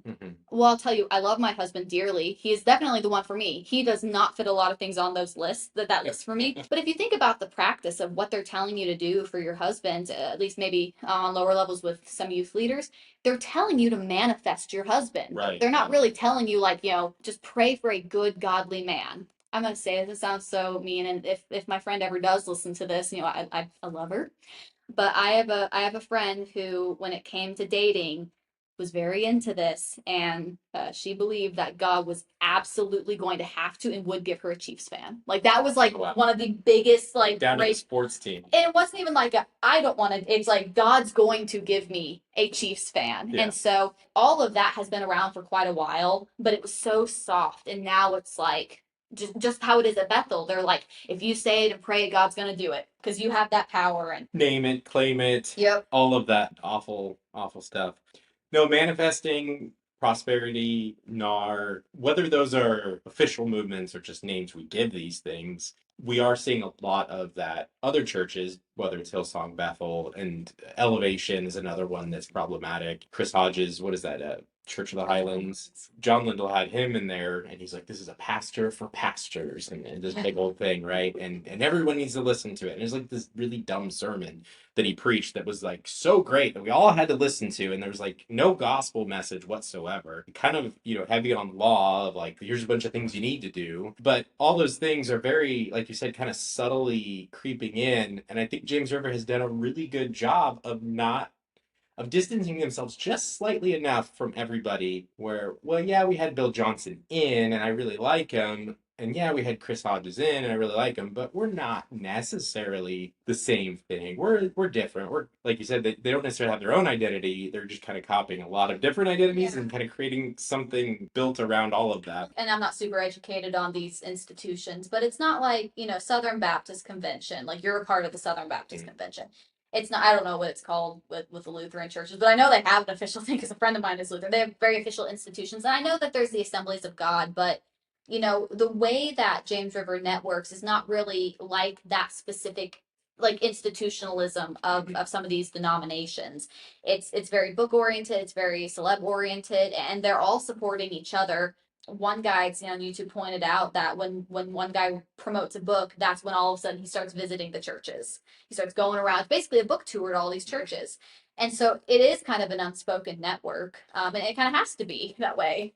Church of the Highlands, I believe, are the ones that started ARC I churches. think so. And we're going to do an episode just on this, so I won't get too deep into it. They go around and help smaller churches start up. What model are they promoting when they come up? And a lot of it is the same model that James Rivers trying to copy in all these different churches, and it's lack of elders. You need to write a book. So they're helping these like little mega churches. So they may never grow into James River size or anything like that. So they go around and like you said, they give book tours. The Sizzling Summer series is they kind of invite a bunch of people to come preach at James River, and a lot of those times John's not there. Maybe that's just his vacation time. Yeah. But he has spoken during that week at other churches, yeah. And I'm sure he's selling his book. And that's fine. He can sell his book. I don't care. But what's happening when Bill Johnson's there? He's selling his book. And this is getting into a realm of speculation. We'll get deeper into it in a couple other episodes. But who's buying those books? We know for a fact through Elevation that Elevation Church buys a lot of Stephen Furtick's books. Mm-hmm. So he's like, oh, well, I only really make the money off of my book sales. But your church bought a bunch of your books to give away for free or to sell. When you go speak at a church, that church buys some of your books to give away to their congregation. Is it unethical? It seems like it might be. Is it illegal? Probably not. No, I don't. It probably. I mean, I don't know. I have my own speculations about if James River has, and just as a citizen, if they've been involved in legal stuff. And the only reason I say that is because there was an article that came out with Hillsong falling down that Hillsong was involved in money laundering schemes. And what kind of church was what? Well, first off, you had T.D. Jakes and those kind of figures involved. I want to say Church of the Highlands was potentially involved in it. And if a church like Church of the Highlands, which is I think on par with James River, was involved, right, and it had to do with the same elements of involvement that James River had with Brian Houston, I mean, I do question some legal stuff there, but in terms of book sales, I mean, I think it definitely crosses the line of unethical for sure. Mm-hmm. And to like, to what goal is like my bigger question? Because you look at places, and James River, I think, tried this. I don't know how successful they've been, but worship music is another big one. How do you infiltrate the small church? Mm-hmm. You do it with your music. A church that my husband and I have gone to, it grieves me. It's part of why I have a hard time finding a church. Is because they'll play the Hillsong, they'll play the Bethel, and the lyrics sound good, mm-hmm, but they're coming from people who I would argue are either not Christian or they're not talking about the Jesus of the Bible, right? Right. There's a lot of things there that theologically don't line up, even if the words sound nice. And so book sales are one way you get in. Preaching is another way, but then you have that as well. They have for a long time been singing Hillsong. Mm-hmm. For a long time they've been singing Bethel, and I think that's primed the congregation who probably doesn't know a lot about Bill Johnson. They're right. Like, is this Bethel? Bethel? Oh, we like their music. Oceans, right? Yeah, like Oceans. I wanted to thank you for running that page. I think I joined last year at some point. It was after Show Me the Toes, I think, is when I joined. And I don't have a ton of experience with James River. Like, I mean, I'm listening to other people with way more in depth. We were only there for a short amount of time, but I have a lot of connections, my brother and family and friends and stuff. So I'm very invested in James River, but I do feel like I'm maybe more of an outsider because I didn't have that deep of a connection. It's like the closer you get to the inner circle, like the worse it is. And that's evident from, since I am the only admin on the page, and I've tried to keep it that way just because I don't think everybody quite understands what the page is for sometimes, sure, which it's really hard. In reading a lot of these stories, there are a lot of stories when it comes to employees who had a lot of abusive stuff happen. Of course, people have been fired. There are NDAs involved with them, which is just like insane to me. I mean, at the recent Stronger Men's conference, even the Swords Waller came out and said, "I'm under an NDA." With James, where it's like, "What?" It's like you're under an NDA. Yes. And it really is sad because even though I wasn't an employee, I wasn't like super heavy into volunteering or anything like that. Just hearing the stories and knowing that like that conviction to start the page really did fill a need in the community. Like I didn't realize how great the need was until after people started joining. It was very rapid. I think we're almost at 2,000 people, and it's expanded where initially it was for people who have left, and then it kind of expanded to you had pastors of churches who are like, I have tons of like congregation members who are like I'm either counseling or have fallen out, like have got out of James River and they're struggling. So then I started including pastors who could help people in the page. Then you had people coming on who's like, my son is in the college and is stuck. I have this person, family member who is stuck. I can't get them out. It's divided my family. So the community impact that first off James Rivers had is just insane. And I think when I started the page, I was like, there are probably hundreds. There are thousands of people who have been negatively impacted by James River. You wouldn't know that unless you kind of got everybody together.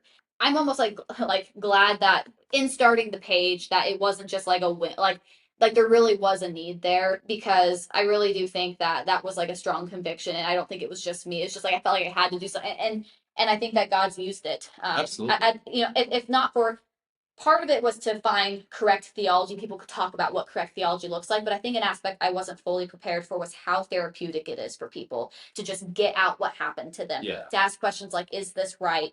I mean, I don't think it happens as much anymore, but just the college students coming on and talking about what they went through. And of course, they like paid to go to the school. I mean, it really is just really sad and breaks my heart. But yeah, the fact that it's impacted the community, but like this page filled a need is just really, really good. I like not tooting my own horn, like No. like it's just I am glad because I felt that it needed to be done for my own personal.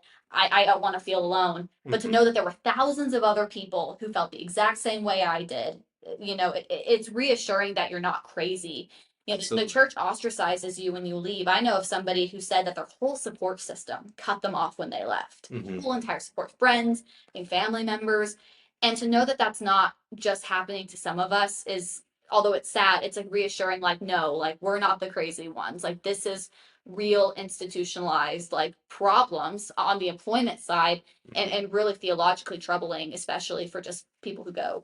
Well, and I've heard some stories of people who have left, criticized James River, lost some friends, and then like a year or two later, those same friends come back and apologize. Like, sorry, I didn't really understand what you were saying, but now, and I think that Show Me the Toes has helped a lot. I say helped in the sense that I think there were a lot of people who were just like, this is off. Connecting with Bill Johnson has also helped a lot because there are a lot of people, like you said, that Bill Johnson's off. We know he's off. So I don't really like him being here. And then we talked, or you just mentioned that this latest Stronger Men's Conference. Obviously, that was a big fiasco. So I joined, I think I said last year, after Show Me the Toes, and I had been thinking about doing something, and I wasn't sure what. I've made a few amateur films. I like film, but I don't have like the greatest equipment. I don't really have the greatest podcasting equipment either or anything like that. But I wanted to do something because I watched the Hillsong documentaries. I've watched like as many documentaries as I could on churches, and I was seeing the same things from stories, and then being in the group really helped too because I was reading all these other people's stories. I was like, okay, so it's not just a few family and friends, like you said, we're not alone. There's a lot of people who are talking about this. And so basically for the last year, I've been kind of working on this. And then this year I decided I think a podcast would be great.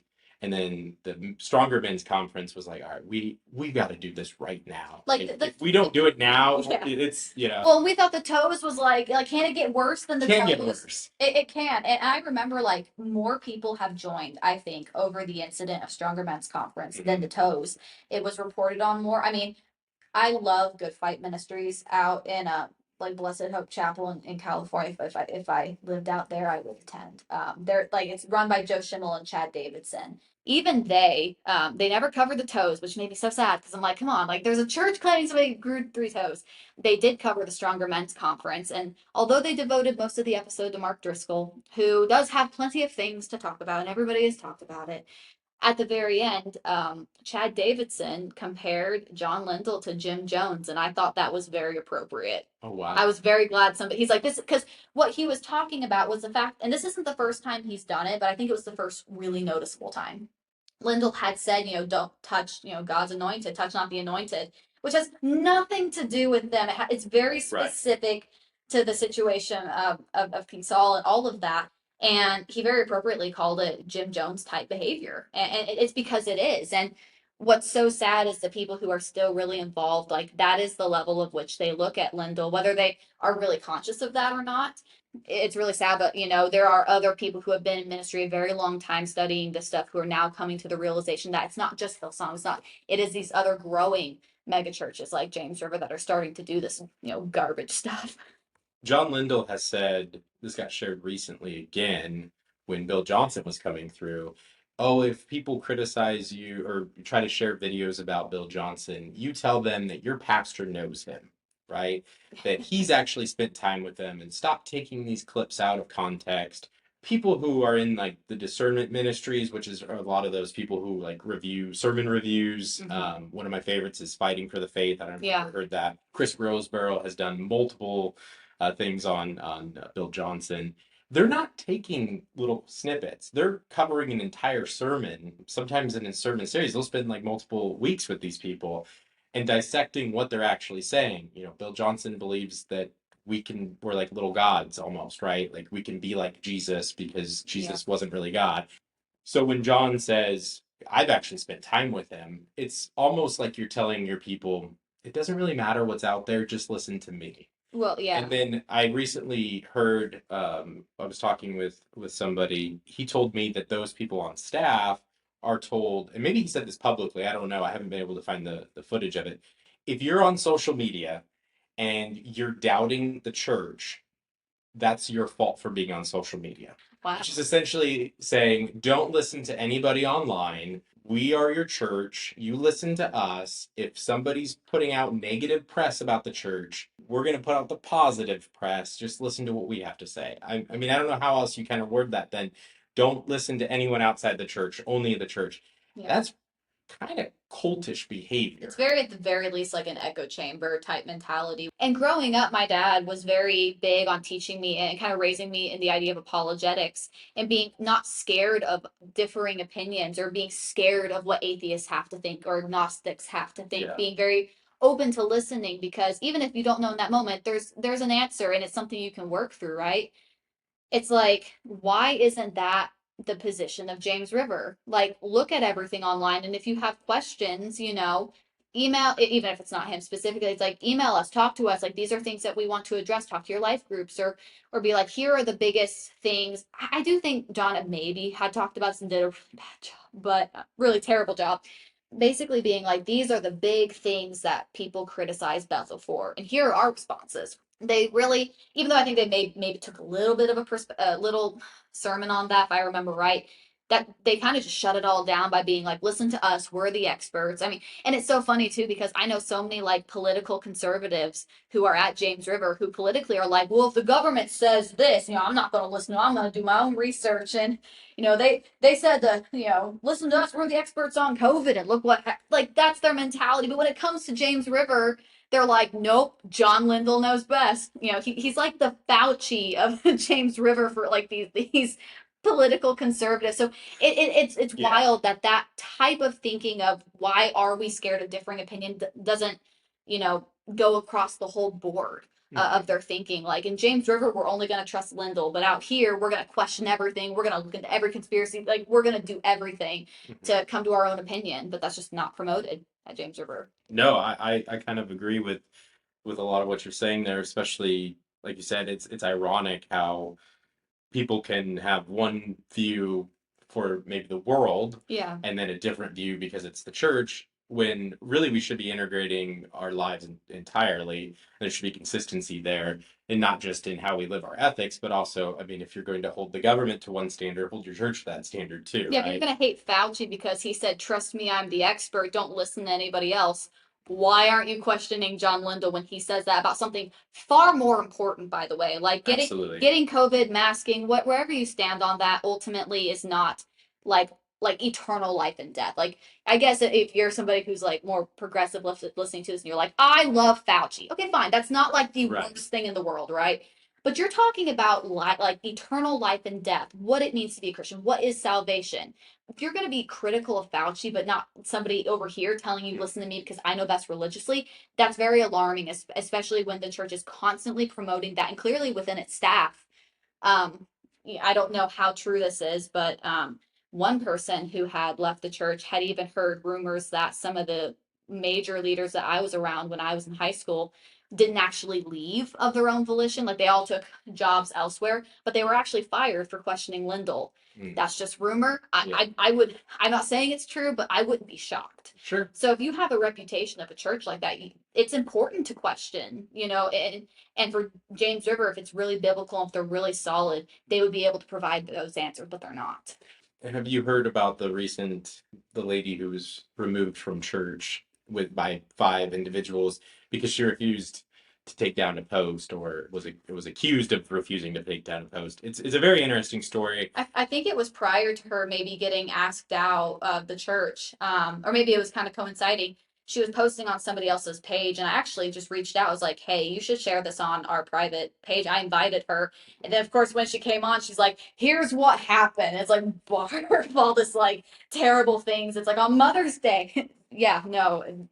So she was removed on Mother's Day by 5 individuals. I believe it was 3 staff or 2 staff and three. I thought it was 3 security guards and a couple county. It was 5 sheriff's total. officers. I think it was 2 sheriffs and 3 staffers. But her post had been kind of critical of the men's conference, which we haven't really talked about. She was kind of critical of that, John Lindell, and some issues with like finances and things like that. And hoping to have her on the podcast. But she was kind of critical, and then I guess they had asked her to take down the post, or they didn't ask her, actually, is what she said. But because she didn't take it down, they like implied that she did, and she was removed. And they like dissected it. That was literally the weird thing to me. They dissected it and like, here's your post. We have it highlighted and all these comments. It's like, whoa. But the thing that's really interesting to me is they removed her from church for posting things that they didn't like. They didn't even want her to be in the building because she had posted things that they didn't like. They were critical of them. I know that somebody that was let go from James River, they have internally told the story that he chose to leave on his own, and that he was posting just all over the place, just so critical, and he was like, I'm just out. When the actual story was he was trying to make change from within, and then he wasn't really seeing anything, and so he kind of talked to people outside of the church. They found out about it, kind of digging, snooping into it.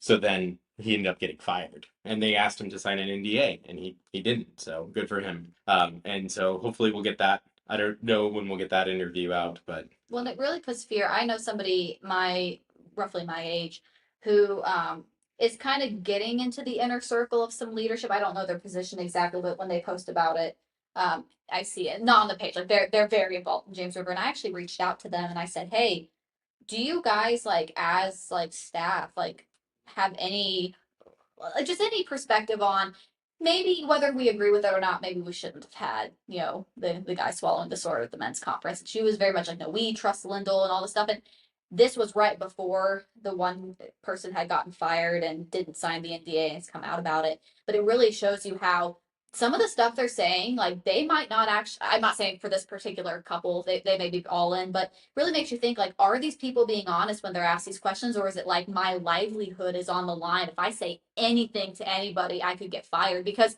I know for my friend who was my maid of honor at my bachelorette party, which was not crazy or anything, but I was like, hey, maybe like a bottle of champagne to celebrate would be fun, which to be fair, I was like almost 21, but I'm like, you get married once. And I'm not saying that's, right or anything, but that was the situation. And her justification for being like, this is going to be a dry party, even though most of my friends were like 21 and over, yeah, was not really. I mean, she kind of used this as an excuse, but it wasn't like, hey, underage drinking is bad, right? It was, or anything like that. It was, if I get caught with just a picture of, because somebody even brought up, what if we did mocktails? Like just, juice, right? Juice and fancy cup with water with umbrellas. She had said, if I get caught with pictures, and she was on staff at the time, I will get fired. If I just, it would just incriminating photos that may not even be alcohol.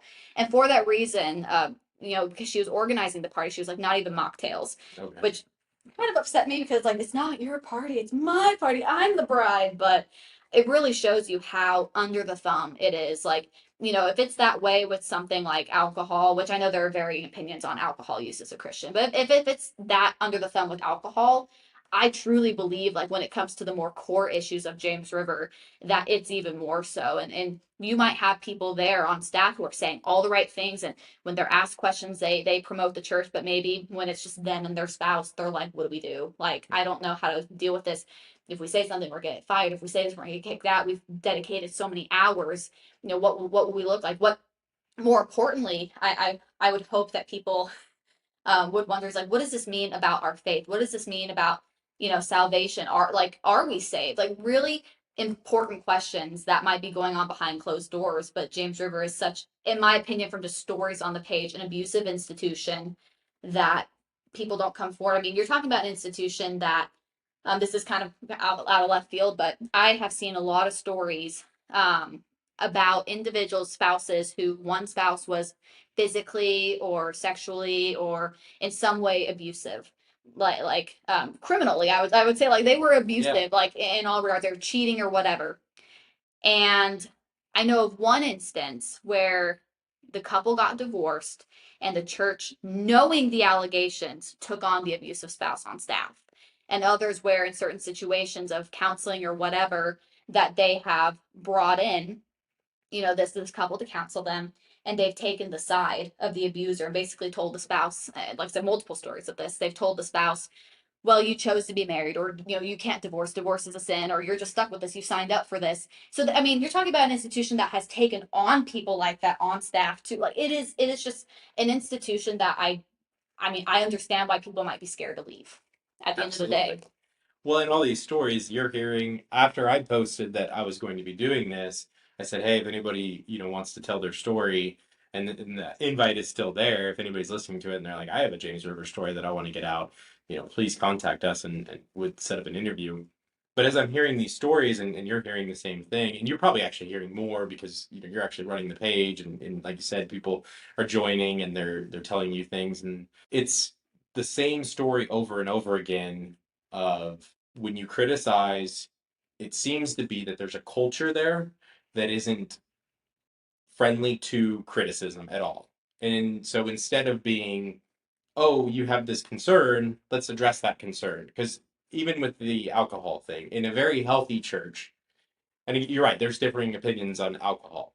I personally don't see it as a sin. I'll just throw that out there. Like, I think We're on the same page. I think that you can find a good case to be made that drinking in and of itself is not a sin. Drunkenness, sure.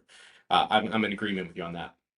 But even if you go to a healthy church that says, a lot of Southern Baptist churches are this way, like we have a very good friend who goes to a church that we visited, and the pastor was like, and drinking beer is of the devil. And I remember sitting there, I'm like, I love this couple. They have like such like one of the purest hearts. But no, I don't agree with that. So yeah, I mean, you're right. There can be very, very healthy, Yeah. very conservative in terms of theology churches that believe that. Absolutely. And so when with the differing views in a healthy church, they're going to deal with that particular issue in a healthy way. And so they'll say, hey, we heard that maybe you had a drink on, last weekend. Well, here's what we believe at this church. Here's why we think that was wrong. And you can approach that in a very healthy way. But if people are literally scared of even the appearance of possibly drinking alcohol because they're so scared of that, I 100% agree with you that once you start to get into other issues, which may be more important issues than that. Not to say that alcohol isn't an important issue to some people, people with addictions and things like that. But I'm just saying, like, you get into issues of you're having heretics at your church, you're having all of these fake healings. I don't think that you would feel comfortable then bringing anything forward. And I think there is sort of that internalization of like, I'm keep my head down. I like everything's polished there. Everything's formulaic. Like, yeah. Even in their theology, this friend, now this is just speculation, I don't mean anything ill against my friend or anybody my age, but they really make it sound like if you do XYZ, you will end up with XYZ. So if you, for instance, wait till marriage, and I have a friend who went through the premarital counseling, and she said that's like all they talk to you about is like waiting till marriage. Like you're engaged, and it's like, oh, you're almost there. But like if you wait till marriage, your marriage is going to be perfect, like in that regard. Which any married couple is like, whoa, that's it's not formulaic like that, right? Like life's not perfect like that. Or if you avoid alcohol, if you do all these things, or if you pray more, then this equals you having a better life. And this friend of mine, and I love her to death, had come to me, and we were very divided. She wouldn't be involved in my life, and she basically told me, I'm jealous that you're married, and I'm jealous that you have kids, and I really struggle with this. And for that, like my heart, I was like, oh, like but I think that it has something to do with a deeper issue. If she's going to a church, that I once also bought into this idea that if you do everything right, like everything you want will come to you. And so you think about it this way: you have a girl who wants to be in a relationship and wants to be married and wants to have the kids and all that. And I had other friends like this as well. And that's not happening for you. Like you're doing everything right, but that's not happening. They have a friend over here who's not in James River and not doing everything right, and is not praying that to the same degree on Sunday or whatever. Or at the time I would drink the occasional drink. You know what I mean? And that they get it, then what's wrong with me? It's kind of like the same thing as the healing. It's like, what am I doing wrong? God, why can't I have everything I want? And I just speculate. I don't know if she would agree or deny that, but that's kind of what I noticed in our friendship, and that's kind of how it is. Like if you do everything right, everything perfect will come to you. Right. It's the same thing with the tithing. If you tithe every Sunday, if you give 10% or more, you can't outgive God, right? All of that, then you will be blessed tenfold or hundredfold or however many folds it is nowadays. Well, thank you so much, Kadie, for being on here today with me, and we've had a really great talk. We've been talking for quite a while now, and it's really great to get to know you. I know you through the group. I've seen, comments and posts and things like that. Is there anything you want to say about the group or about anything else, that any closing thoughts that you might have? Yeah, so of course it's a private group now because as people on the page point out, there have been spies. And I've seen them. That's always Real fun. quick, okay, we're gonna pause. That reminds me of a question, and they're tied together, okay? Okay. First question is, has anybody from James River reached out to you because of this group? And second, these spies, what's up with the spies? So those are kind of two separate questions, but kind of in the same vein. Because I forgot I was going to ask you. Yeah. There's not very many that I've seen. Of course, it is hard to vet everybody to the nth degree. I don't have time to Facebook stalk 300 people at a time, right? When the page was public, the former, I don't even know if I want to say his name because he's not a public figure, but the former worship leader actually tried to post on the group, and I had it set to like you have to be approved. Tried to post to the group a very demeaning post where it was like, this is divisive, this is James, whatever, very, very in support of James River. And I actually reached out, very long message to this guy, and I was like, hey, because he had specifically said the admin should be ashamed or something. I'm like, hi, I'm the admin. I'm a real person with a face and a family. And I had messaged him. Nobody has reached out to me that I can think of off the top of my head. Of course, I haven't gone through my whole inbox of requests because sometimes I get a lot. But some people who did try to join, I speculate there was a Lindell who did try to join. It was a cousin, I think, somebody out of state. I think they lived in Colorado or something. And I was really You're sure they're connected? Yes, Okay, they okay. were. They were. Is that just a random name? I think David Lindell was the first person to show up that I noticed in their mutual friends.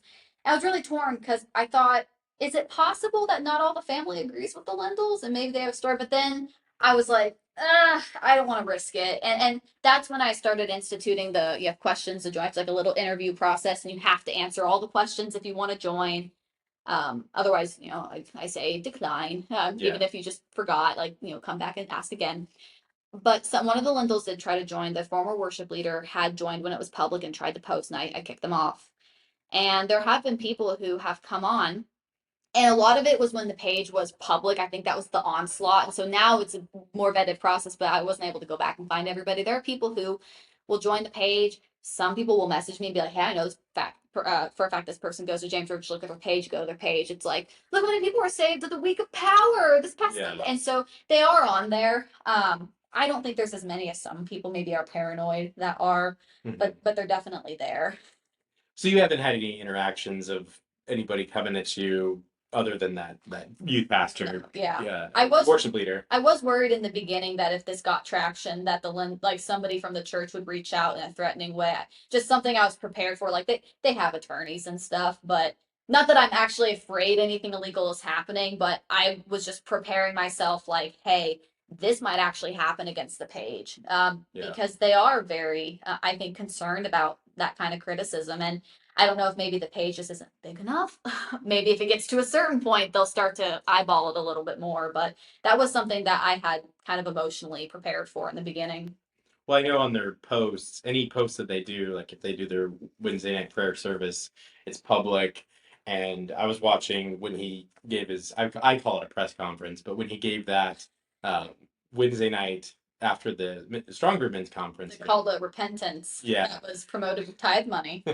I was commenting on on the thing live as I was watching, and they were getting deleted so fast. I mean, there was some poor intern there that night was just deleting. Some James River College student with unpaid. I think they eventually just turned him off because it was just easier. Well, and I've had comments deleted on much posts from years, like a couple of years ago when Bill Johnson first came. Like that's the censorship I think is more noticeable now, but it's not new. They were deleting some of my comments a long time ago. Sure. On Instagram, which is super fun.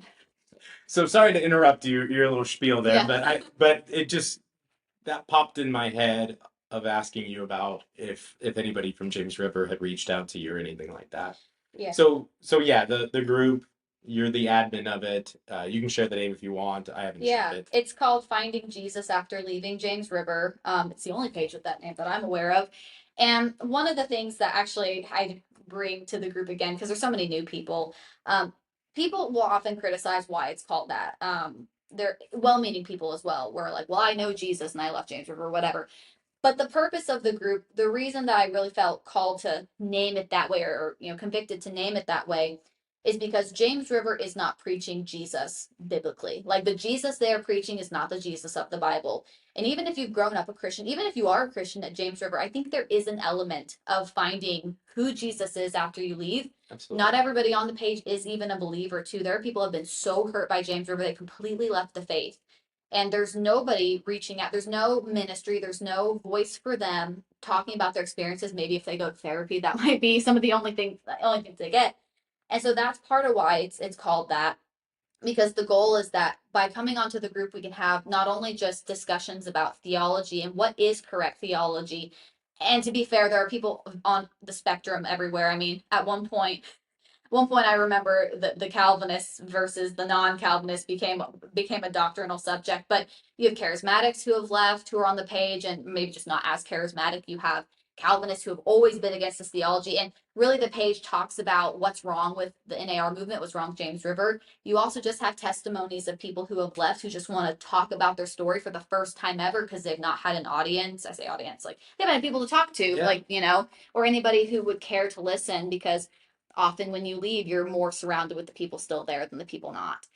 And so that's the goal of the group, is to just give a community to people who have left or who have been impacted by James River, who really just need to find that right relationship, even if they know what it is, just to continue to help others.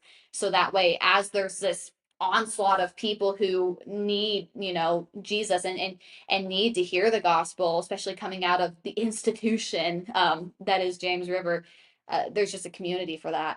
And so if you want to join, it's on Facebook. I'm going to say this to people because not everybody reads this when they join. You do have to answer all of the questions. And for the most part, I do the vetting process pretty thoroughly.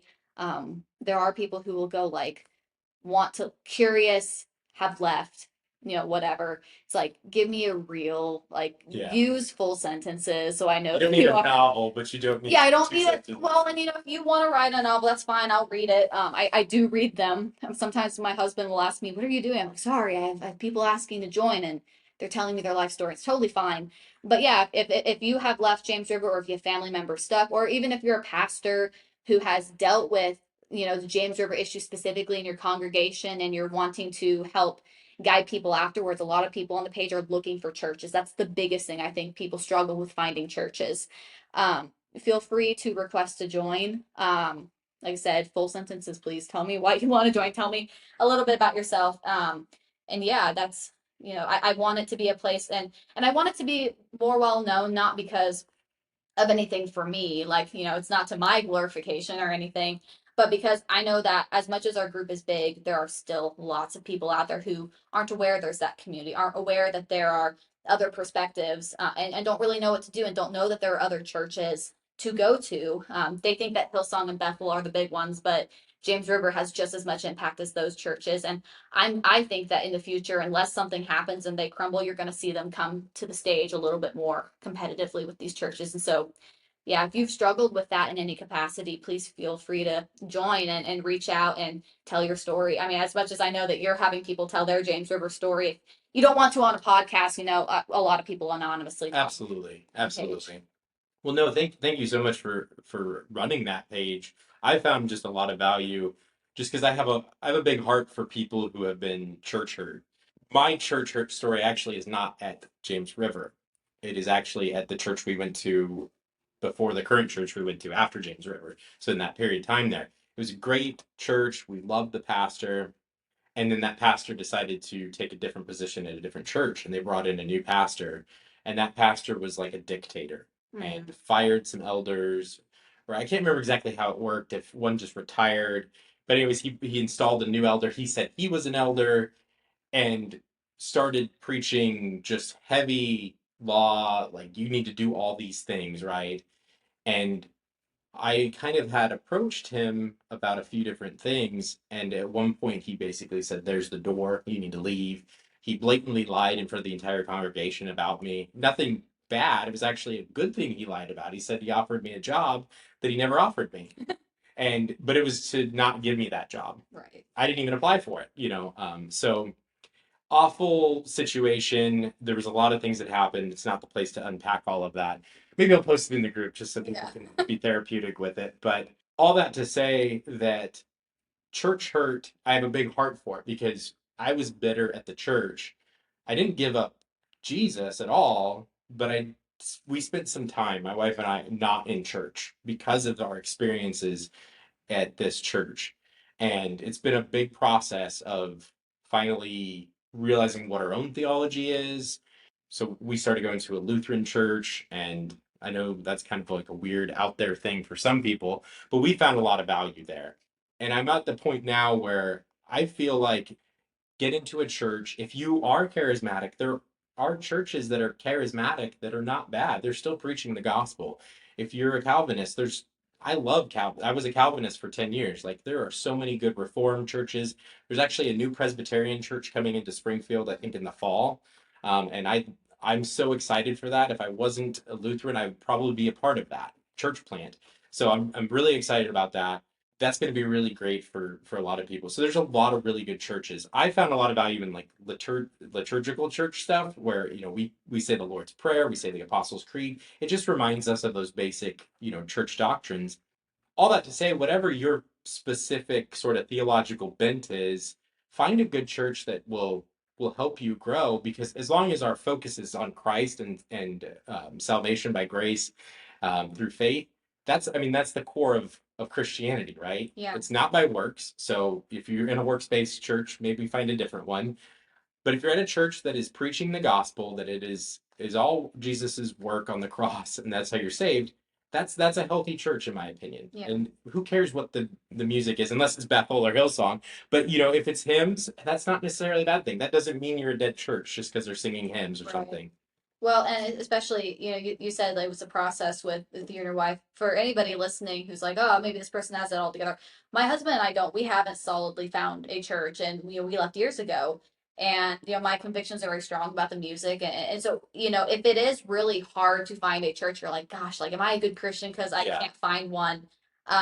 You're not alone in that. I'm talking to the audience here. I know you found a church, but it is really hard. And we are, I mean, not to mention we have like bazillion kids, it feels like, and on the on the way. So that's already its own challenge in going to church, but it is really hard to find, I think a church anymore, really easily, because of so much stuff. And that's where the page really tries to focus on that. You're right there. They are out there. Mhm.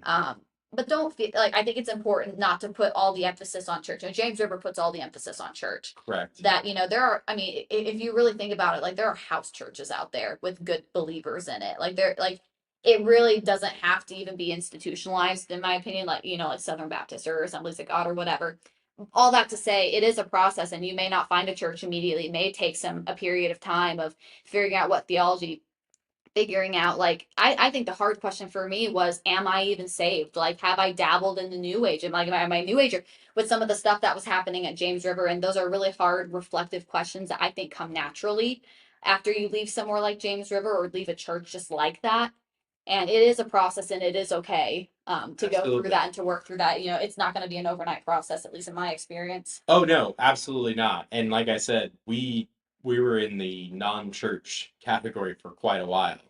And it's actually funny because I was reading a lot of theology, watching a lot of theology stuff. I felt like I actually grew a lot, but we were just so hurt by the church that we weren't actually actively involved in a church. We visited a lot of different churches, and just none of them felt what we were looking for. And I think ultimately I didn't realize it, but I was just kind of slowly developing Lutheran theology without realizing it. Um, but you're absolutely right. I don't have it all figured out either, and my thing is just to encourage everybody to not give up Christ because of the church hurt, and to continue to pursue him, to continue to read. If you want to join this group, join the group. Talk to people. You can post on our page and send us messages, and we'll talk to you about stuff. If you have questions, that's a big thing, is at a church like James River, if you have a question, you might feel like you can't ask it because then you're going to be critical. Oh, is what Bill Johnson's doing, is that wrong? I don't know. I don't find that in my Bible. Those are questions that are totally welcome in your group, and I love to have those kinds of conversations too. So it's healthy to ask those questions, and that kind of helps you develop your theology.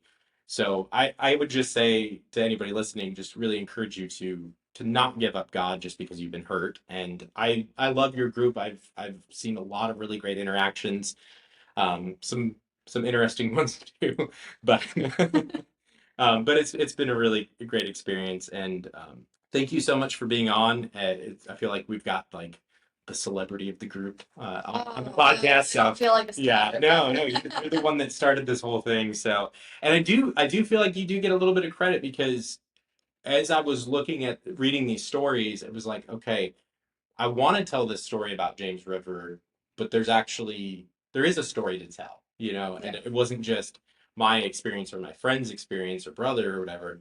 It was, no, there's actually an experience here, and it's varying. And what we're doing with these interviews is we're putting pieces together for the listener. I think your group does a great job of ministering to people and letting people kind of vent in that sort of safe space. Yeah. This is a public space where we're going to try and build the case with different episodes, different interviews with different focuses. If it's a former employee, they're going to talk about those sorts of things. If it's you told us about your experience, and different people will have different experiences, and hopefully we can sort of build the case with our first season here of what's kind of going on at James River. Because really this season is looking at kind of that mega church. The podcast called Bad Fruit, which is based off of the passage where Jesus is talking, looking out for false teachers because they're bearing bad fruit.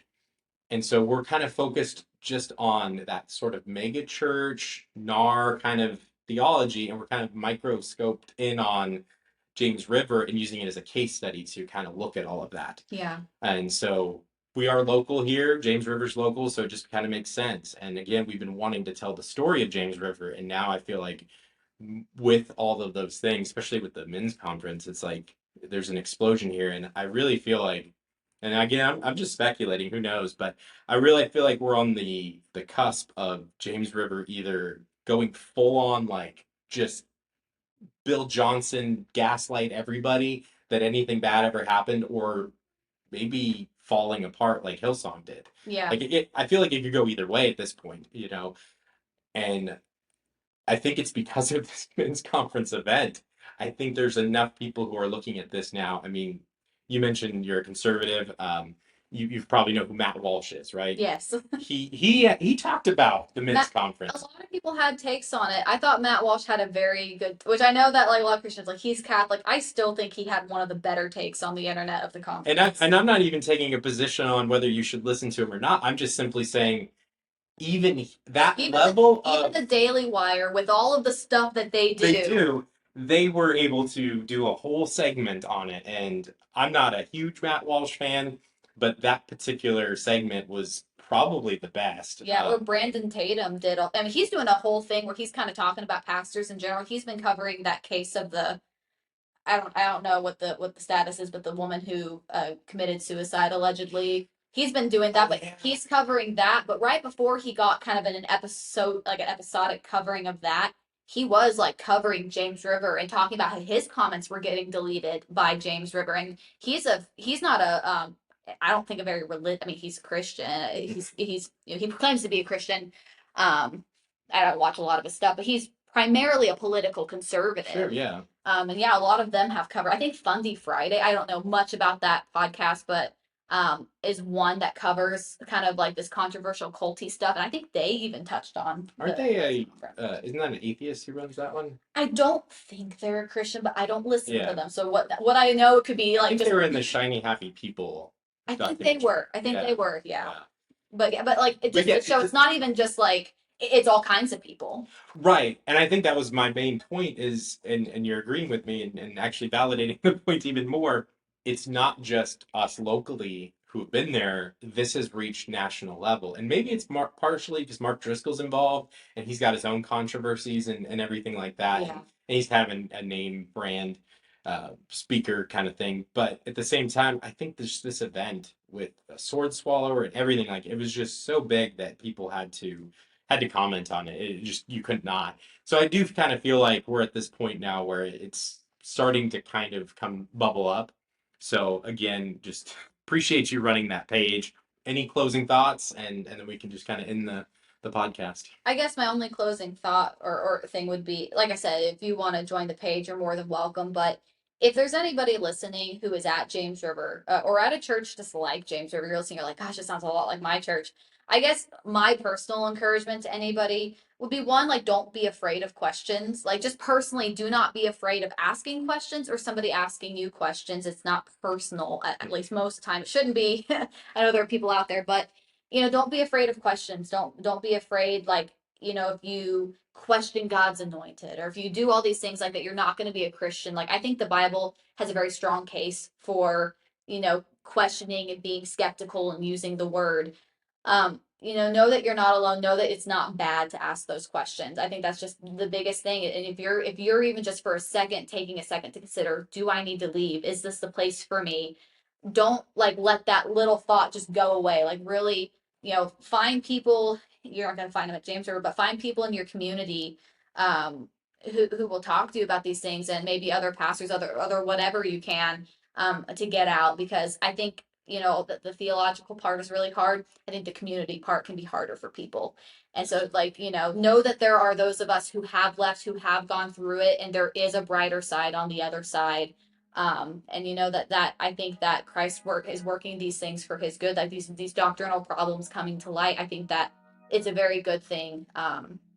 Don't be afraid of asking those questions. Don't be afraid of reaching out, because those of us on the other side, it's not just that we want to win against James, or like we genuinely care about you who feel stuck and don't know where to go, because we've been there.